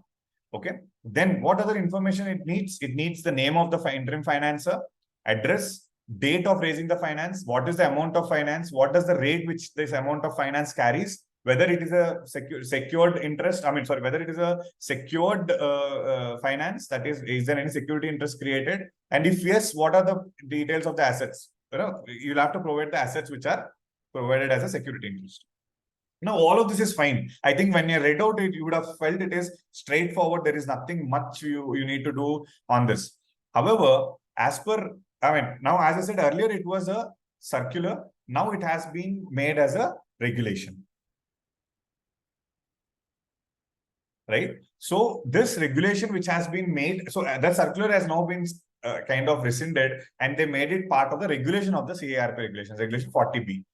Now, on all this, there are a couple of things which are relevant. One, when you say date of raising interim finance, what does this mean? Does that mean the actual date when the amount of interim finance is disbursed to the account of the corporate debtor? Or does this mean the date on which you have agreed to, the parties have entered into an agreement for availing interim finance? Or in case you are raising this interim finance from the COC members, is it the date on which the committee approved for raising of the interim finance? So these are the three things which are very relevant, okay, when you're deciding the date of raising interim finance. There may be a situation where you would have got approval from the committee, then you went for the creditor would have then stated, no, I don't want to give interim finance. That may be possible. Two, there may be a situation where you are going for getting interim finance from the COC. where you're getting it from the COC, then after this approval of interim finance, maybe COC would have taken some 2-3 months to bring that money inside the company. So anything can happen, right? So do you wait for the money to pump into the company, or do you wait for a particular assurance of getting that money in the company? What should be the ideal scenario? Now, for this, I wanted to read this alongside with the relationship disclosure requirement, which was also earlier part of a circular of IBBI and later made part of the Code of Conduct of IPs under Clause 8B and 8C of the Schedule 1 of IBBI Insolvency Professionals Regulations 2016. Now, there what it says is, within 3 days of entering into agreement with the interim finance provider, you will have to disclose your relationship as an IRP or an RP with the interim finance provider, and you should also obtain the relationship disclosures from the other professionals appointed by you and disclose it with the IPA whether the other professionals have any relationship with the interim finance provider within 3 days from the entering of the agreement with such interim finance provider. So if I read that with this, I have a feeling that it is only when you have that final agreement entered with the interim finance provider. So assuming there is an external interim finance provider, then within 7 days from, so that date of raising interim finance will be the date on which you have entered into an agreement pursuant to which the finance provider is bound to provide the interim finance and you are bound to make the repayments as per the interest rates, etc., etc. That will be the relevant date to be considered as a date of raising interim finance. But in a situation where you are raising interim finance from the COC members, right? If that is the situation, then it's better to take the approval. Let's say you convene the meeting, in this case, 6th September I've taken, right? Let's say you convene the meeting on 4th of September, right? And you've given voting lines till 6th of September in the morning. And in the 6th of September in the morning, they voted in favor. And immediately you have declared the voting result. Now, I consider voting result date as the date on which the resolution is approved. And that will be the date for me to file the CARP6 for considering it as a date for raising interim finance. Now, in this case, I have considered interim finance raised from the existing members or from the members of the COC.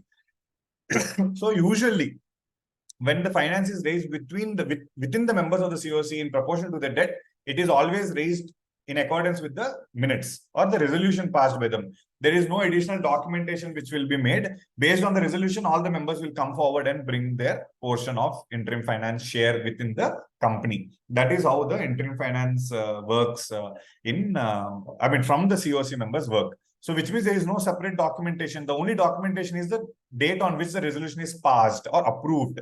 So we should take that date as a due date within subsequent to which we should do these compliances with IPA as well as with IBBI. So first with IBBI, this compliances is done within 7 days. So that's what you will file a CARP6, and these are the basic details which you will provide with the IBBI. And in case you have attachment of agreement, you can attach it along with this. If it is a COC meeting, then the COC minutes shall be attached along with this, or maybe the resolution per se, only the extract of the resolution may be attached along with this. So that can be decided by the IRP or the RP, whoever is raising the interim finance. So interim finance is an event-specific compliance with IBBI and has to be done within 7 days from the date of raising of the interim finance. Now let us go to the next part of it. So the next one is with respect to compliances with IPA. So this again, I have kind of given you briefly, I've explained you what are the compliances with IPA. But let me just run you through the compliances one. Firstly, so clauses 8B and 8C of the Code of Conduct for IPs provide for, as I said, these are of the IBBI Insolvency Professional Regulations 2016, the Code of Conduct Schedule 1 provides for this obligation on the insolvency professional to file a relationship disclosure, and that has to be filed in the case of RP or IRP. They will file within 3 days of entering into agreement with the interim finance provider. But in case of other professionals, right? Because I have to also disclose relationship of the other professionals with the interim finance provider. So in such an event, if I have already appointed other professionals by the time I have gone for interim finance, availing interim finance, then within 3 days from the date I have availed interim finance, I will go for a disclosure. But within 3 days of the agreement with the interim financer, I will go for a disclosure. But in an event where I'm appointing a professional after, right? in such an event, it would be within 3 days of the appointment of professional, whichever is later, right? So which is at that point in time, I will disclose the relationship between that professional and the interim finance provider with the IPA. And as I don't know how many of you are enrolled with ICSA Triple IP. I myself am a COM secretary and enrolled with ICSA Triple IP. And I mean, we have a robust system in ICSA portal where all the disclosures and all, it's actually very easy to disclose and file disclosures in comparison with other IPAs. So that I would definitely agree and would say that it's an extremely easy procedure which ICSA had provided for, and completely login based, which we do, and which is really helpful that way. So if you observe here, I highlighted that the interim finance part, right? Sorry. Yeah, the interim finance part has already been highlighted. So what I was trying to highlight here is that this is the column where I disclose and relationship between IRP and interim finance provider, valuer and interim finance provider, accountant and interim finance provider, any advocates who have an interim finance provider. Similarly, the interim finance provider also should give you a disclosure. In the sense, sorry, we will take the disclose who are the interim finance providers with the other professionals appointed by us, so that the other professionals will confirm if they have any relationship with the interim finance provider or not. So this way we will submit all of this information here. All these details are auto-populated, that the name of the CD and all this, SIN and also will come. But whether you have carried it as an arm length or not is something which comes here. The moment you select yes, this column will go away. I mean, this, enter the details, this enter table, this will go away. But if you are not at interim arms and price, you need to justify why. But ideally, it has to be at arms and price, which is a requirement of the code of conduct as well. So this way, we'll have to disclose the relationship disclosure with the ICSA. I mean, with the IPA with which we are enrolled. If you are enrolled with ICAI, then you will go with ICAI. If you are enrolled with ICSI, we'll go with ICSI. Or with cost accountants ICOI, then we'll go with the cost accountants IPA. So this way, the relationship, upon raising of interim finance, the filing with the IPA will be looked into. Now, so this is the cons. This is the part on compliances. Now I would like to focus on certain interesting rulings. The 4 rulings which I have highlighted. One in the matter of MCO. Second in Sai Regency Power Corporation with Edelweiss. Third in the case of Amtech, and the 4th in Milkrose versus Parvinder Kumar. So I would run you through these orders. So I made a brief Word file. So I will quickly share that instead of this PPT. Just give me a moment.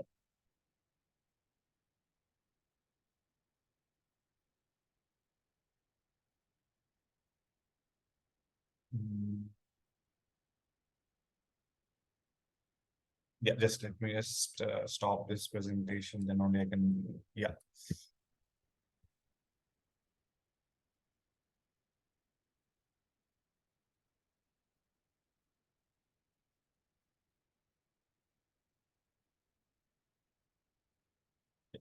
Can you see my screen? I think, yeah, you can see the screen. Yeah, this is the first case, which is Committee of Creditors of MCO versus Mary Modi Limited. In this, what happened was,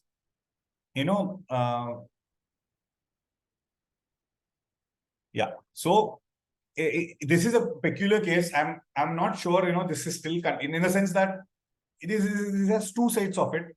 What happened in this case was NCLT had directed the COC members to provide the interim finance during the CARP of MCO.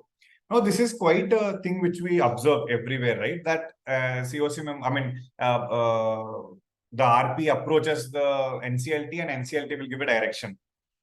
What this enclad order interestingly says is, the decision whether or not to provide interim finance is within the commercial wisdom of the COC. And as an NCLT, you cannot step into the commercial wisdom of the COC as discussed in case. Therefore, you cannot direct the NCLT per se to provide interim finance, right? However, what it says is, this point. Yeah. It says that the NCLT ought to have heard the COC before issuing directions for interim finance. So it basically says, in an event where interim finance has been rejected, right? So NCLAT had highlighted that as per the law, 66% of voting shares is required in an event where COC wants an interim finance, in the absence, NCLT cannot come into it and approve such a provision of interim finance is what this order basically effectively says. Now, this is a very interesting ruling. But here we have to understand there are multiple layers of it. Now, interim finance for what? Is it for, let's say, making electricity bills, or is it for making of payment of the process related costs? Generally, for process related costs like payment of RP fees, IRP fees, or others, NCLTs do direct the COCs to contribute and make the payments. There is always such directions given to protect the process. However, when it comes to, let's say, meeting of certain expenses for the purpose of going concern status of the corporate debtor, can you still direct the COC to do so? And this order says otherwise. It says it is within the COC's commercial wisdom to take a call on whether or not to raise interim finance.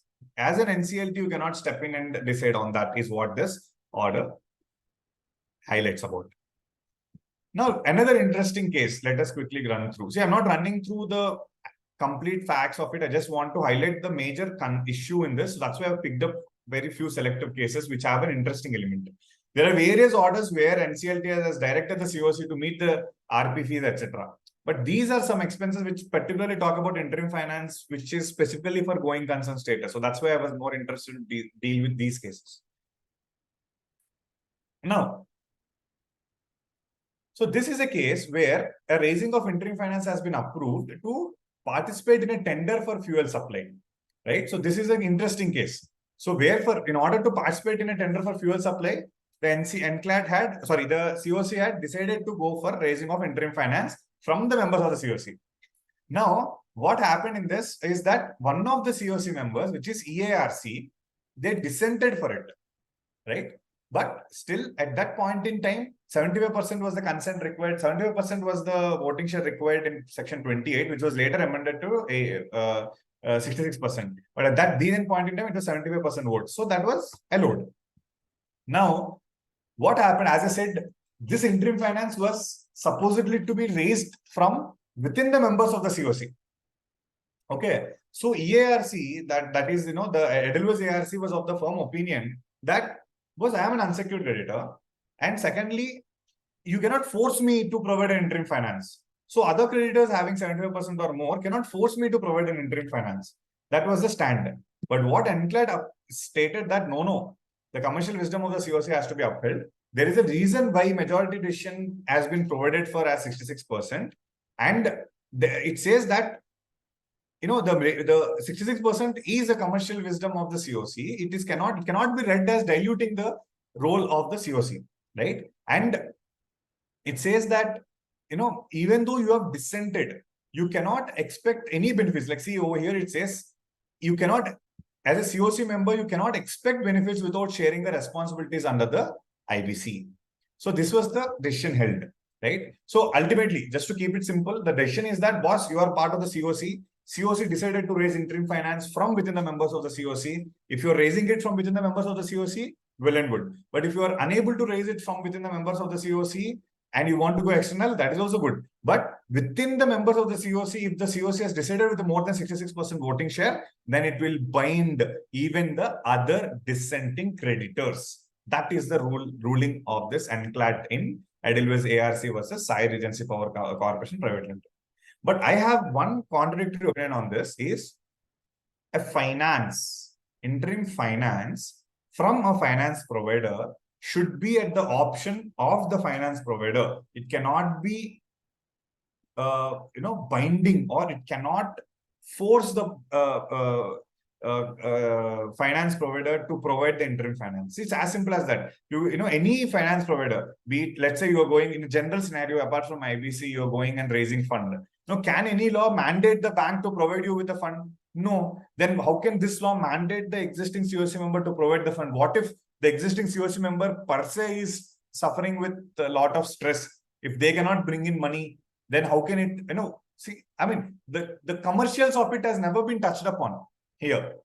Of course, what they are trying to say is, boss, you are trying to enjoy the benefit, but you don't want to bring in the money. Now, that is wrong for the reason that if the other COC members want to bring in the money, maybe they have the pockets, they have the funding, they can do it. Now, how can you force one of the COC member to bring in the money just because other members are ready to bring in the money? Right? No, even though, yes, this will definitely be reimbursed. There is no problem on it. All of that is fine. But isn't it supposedly to be at the option of the interim finance provider, even if they are members of the COC? That is one concern I have. But nevertheless, this is the position that once the COC decides beyond 66%, if the COC has decided, then the entire COC members will have the responsibility to contribute towards the interim finance, is what this order clarifies.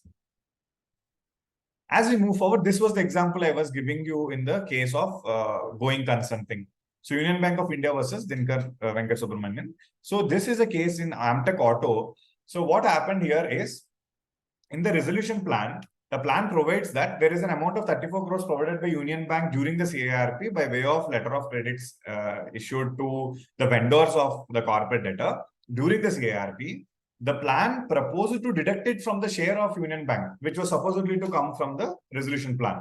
So what the plan proposes is that we are proposing an X amount, and this will include the 34 crores which have already provided, and hence this is, you can deduct it from your own share. That was the proposal, and it was highly criticized. So what it says was that, this para is of it's of paramount importance. The NCLAT had summarized to say that the amount was paid by Union Bank against the letter of creditors issued to Amtech's vendors during the CARP. And it was done on the RP's instructions and the negotiations to keep the CD running as a going concern. So this funding happened during CARP, and this is in the form of interim finance. And hence it says, hence the amount was clearly in the nature of interim finance and CARP costs, which have priority in payment over other debts under IBC. Now here, I am, one thing I'm not sure, I think this question has something to do with what Naveen Kumar sir had posed, that whether this can be treated as interim finance by the RP if it had not been discussed in the COC as per section 28, right? Now comes the other side of it.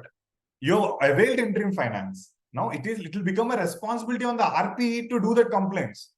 If the RP failed to do it but still got the finance, then the trouble will be on both, on the authority as well as on the RP. But once here in this case, Union Bank was able to get an order to say, yes, it has to be treated as an interim finance, then the trouble will be more on the RP as to when it is in the nature of interim finance, why didn't you firstly go to the COC to take the approval? Of course, in this case, I'm not commenting anything on this case. I'm completely unaware as to what would have happened in this case, whether COC had approved, not approved, I'm not sure. But ultimately, this ruling says that the RP should have treated this amount as CRP cost instead of leaving it to the COC's discretion to deduct it from the Union Bank share. And therefore, they allowed the appeal and directed the RP to not deduct this amount which was paid as interim finance from the Union Bank share, right? So this is again a very interesting ruling where the amount was used for the CARP, going concern, etc. That amount, it has to be 100% paid upfront. It cannot be deducted against the share of the respective creditor. That was the rule. That is what is this ruling. Now, the last case for the session is with respect to SM Milkos Limited versus Parvinder Kumar. Now, over here, what happened was, there was an amount of 15 lakh rupees sought as an interim finance from one SM Finlease. Okay.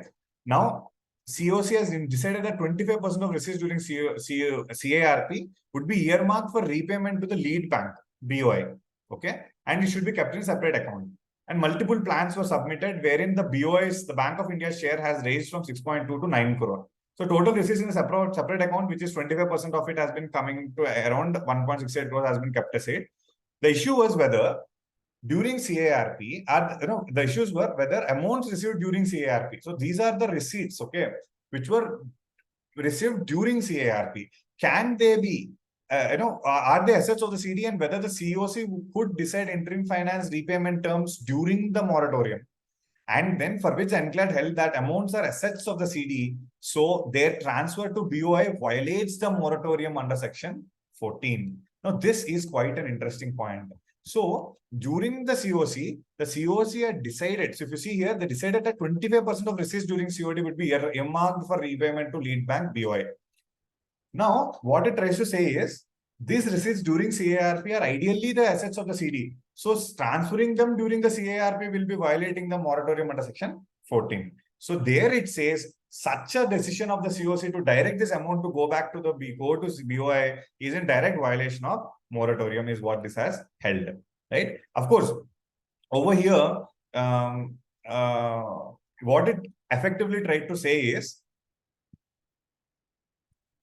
even when you are going for an interim finance proposal, parallelly, if you are directing the COC, of course, so I understand that the case is not directly hitting on the interim finance proposal here, but where the receipts of interim finance have come and where certain, any other amounts which have come during the CARP, if that is being apportioned towards the share of a particular creditor and kept separately in an escrow account, that is something which is in violation because that's an asset of the CD and it cannot be taken away by any single creditor, right? Of course, this case is not directly hitting the interim finance part, but since there was a portion of it which, with respect to one of the creditor using the money of the CD during the CARP, so this is something I thought I would bring it to the notice of the forum. So these are all the cases I wanted to discuss with all of you. So yeah, I think you can see my PPT back now. Yeah, so these are the 4 cases wherein certain important issues, the first 3 being the major important cases where the issue of interim finance has been adequately dealt with them, right? So I think, yeah, more or less, I tried to capture all the necessary pointers and legal provisions and rulings pertaining to interim finance. So I now leave it to the forum. I'd request Anjali or anybody from ICSI IPA to, if at all there are any questions received from any participants, I would be more than happy to take up. Or if there are any questions now, if somebody wants to take ask, I would appreciate that and I can take it up. Or else I think we, I mean, at the, I would leave it to Anjali from IPA, ICSI, IIP to decide how to take this forward now.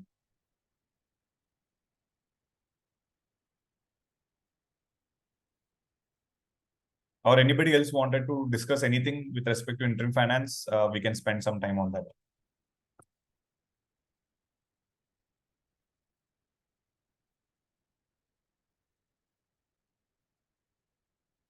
Yeah, am I audible to everyone?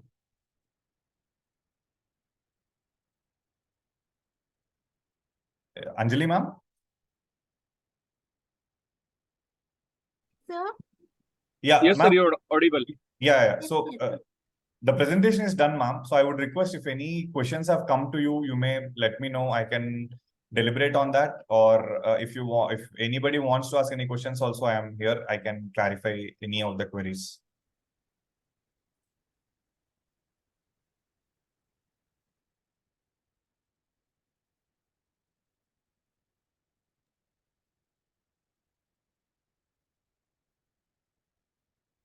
Just check the chat box.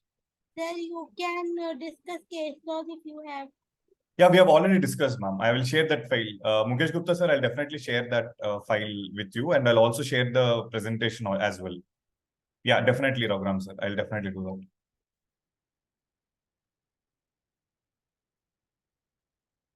Sir, you'll be sharing it here in this thing, sir, or you'll be sharing it through ICSI? I'll share it with the ICSI. They will circulate it with the larger group, sir.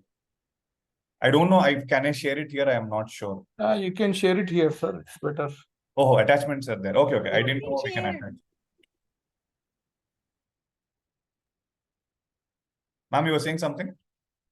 Sir, you can share your PPT. Yeah, definitely.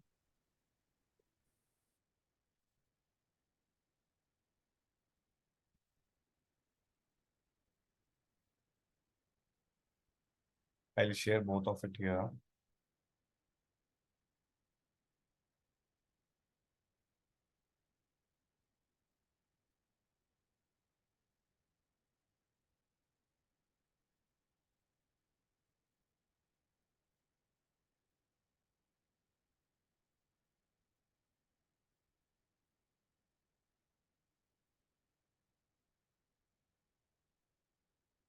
So can I just share it after the session? I think I just have to convert it into PDF and send it. I just am facing So some you problem. can mail us. Yeah. So that's it, Anjali. I think we can conclude the session. Thank you, sir, for such a wonderful and knowledgeable session. Yeah, thank you so much. Thanks, everybody, and thank you, Naveen sir, for asking an interesting question. And Sandeep Kulkarni sir, Raghuram sir, Mukesh sir, Raghuram sir, and Shravan, and also Mukesh Gupta sir. Thanks a lot for participating in the session. Thank you so much, sir. Thank you, sir. Thank you. Thank you. Thanks so much. This was a nice session. Thank you. Thank you. Anjali ma'am, what is the CP asked for the session? Anjali, madam. Yes, sir. Anjali, Yes, sir. uh, Yes, for, sir. for, Yes. for today's session, Yes.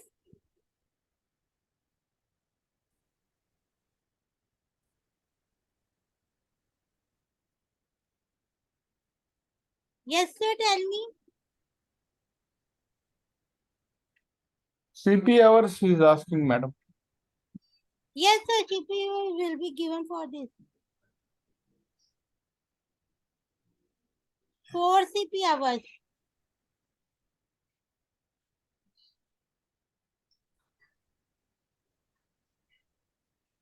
Madam, the session got completed. It is completed now. It has been concluded.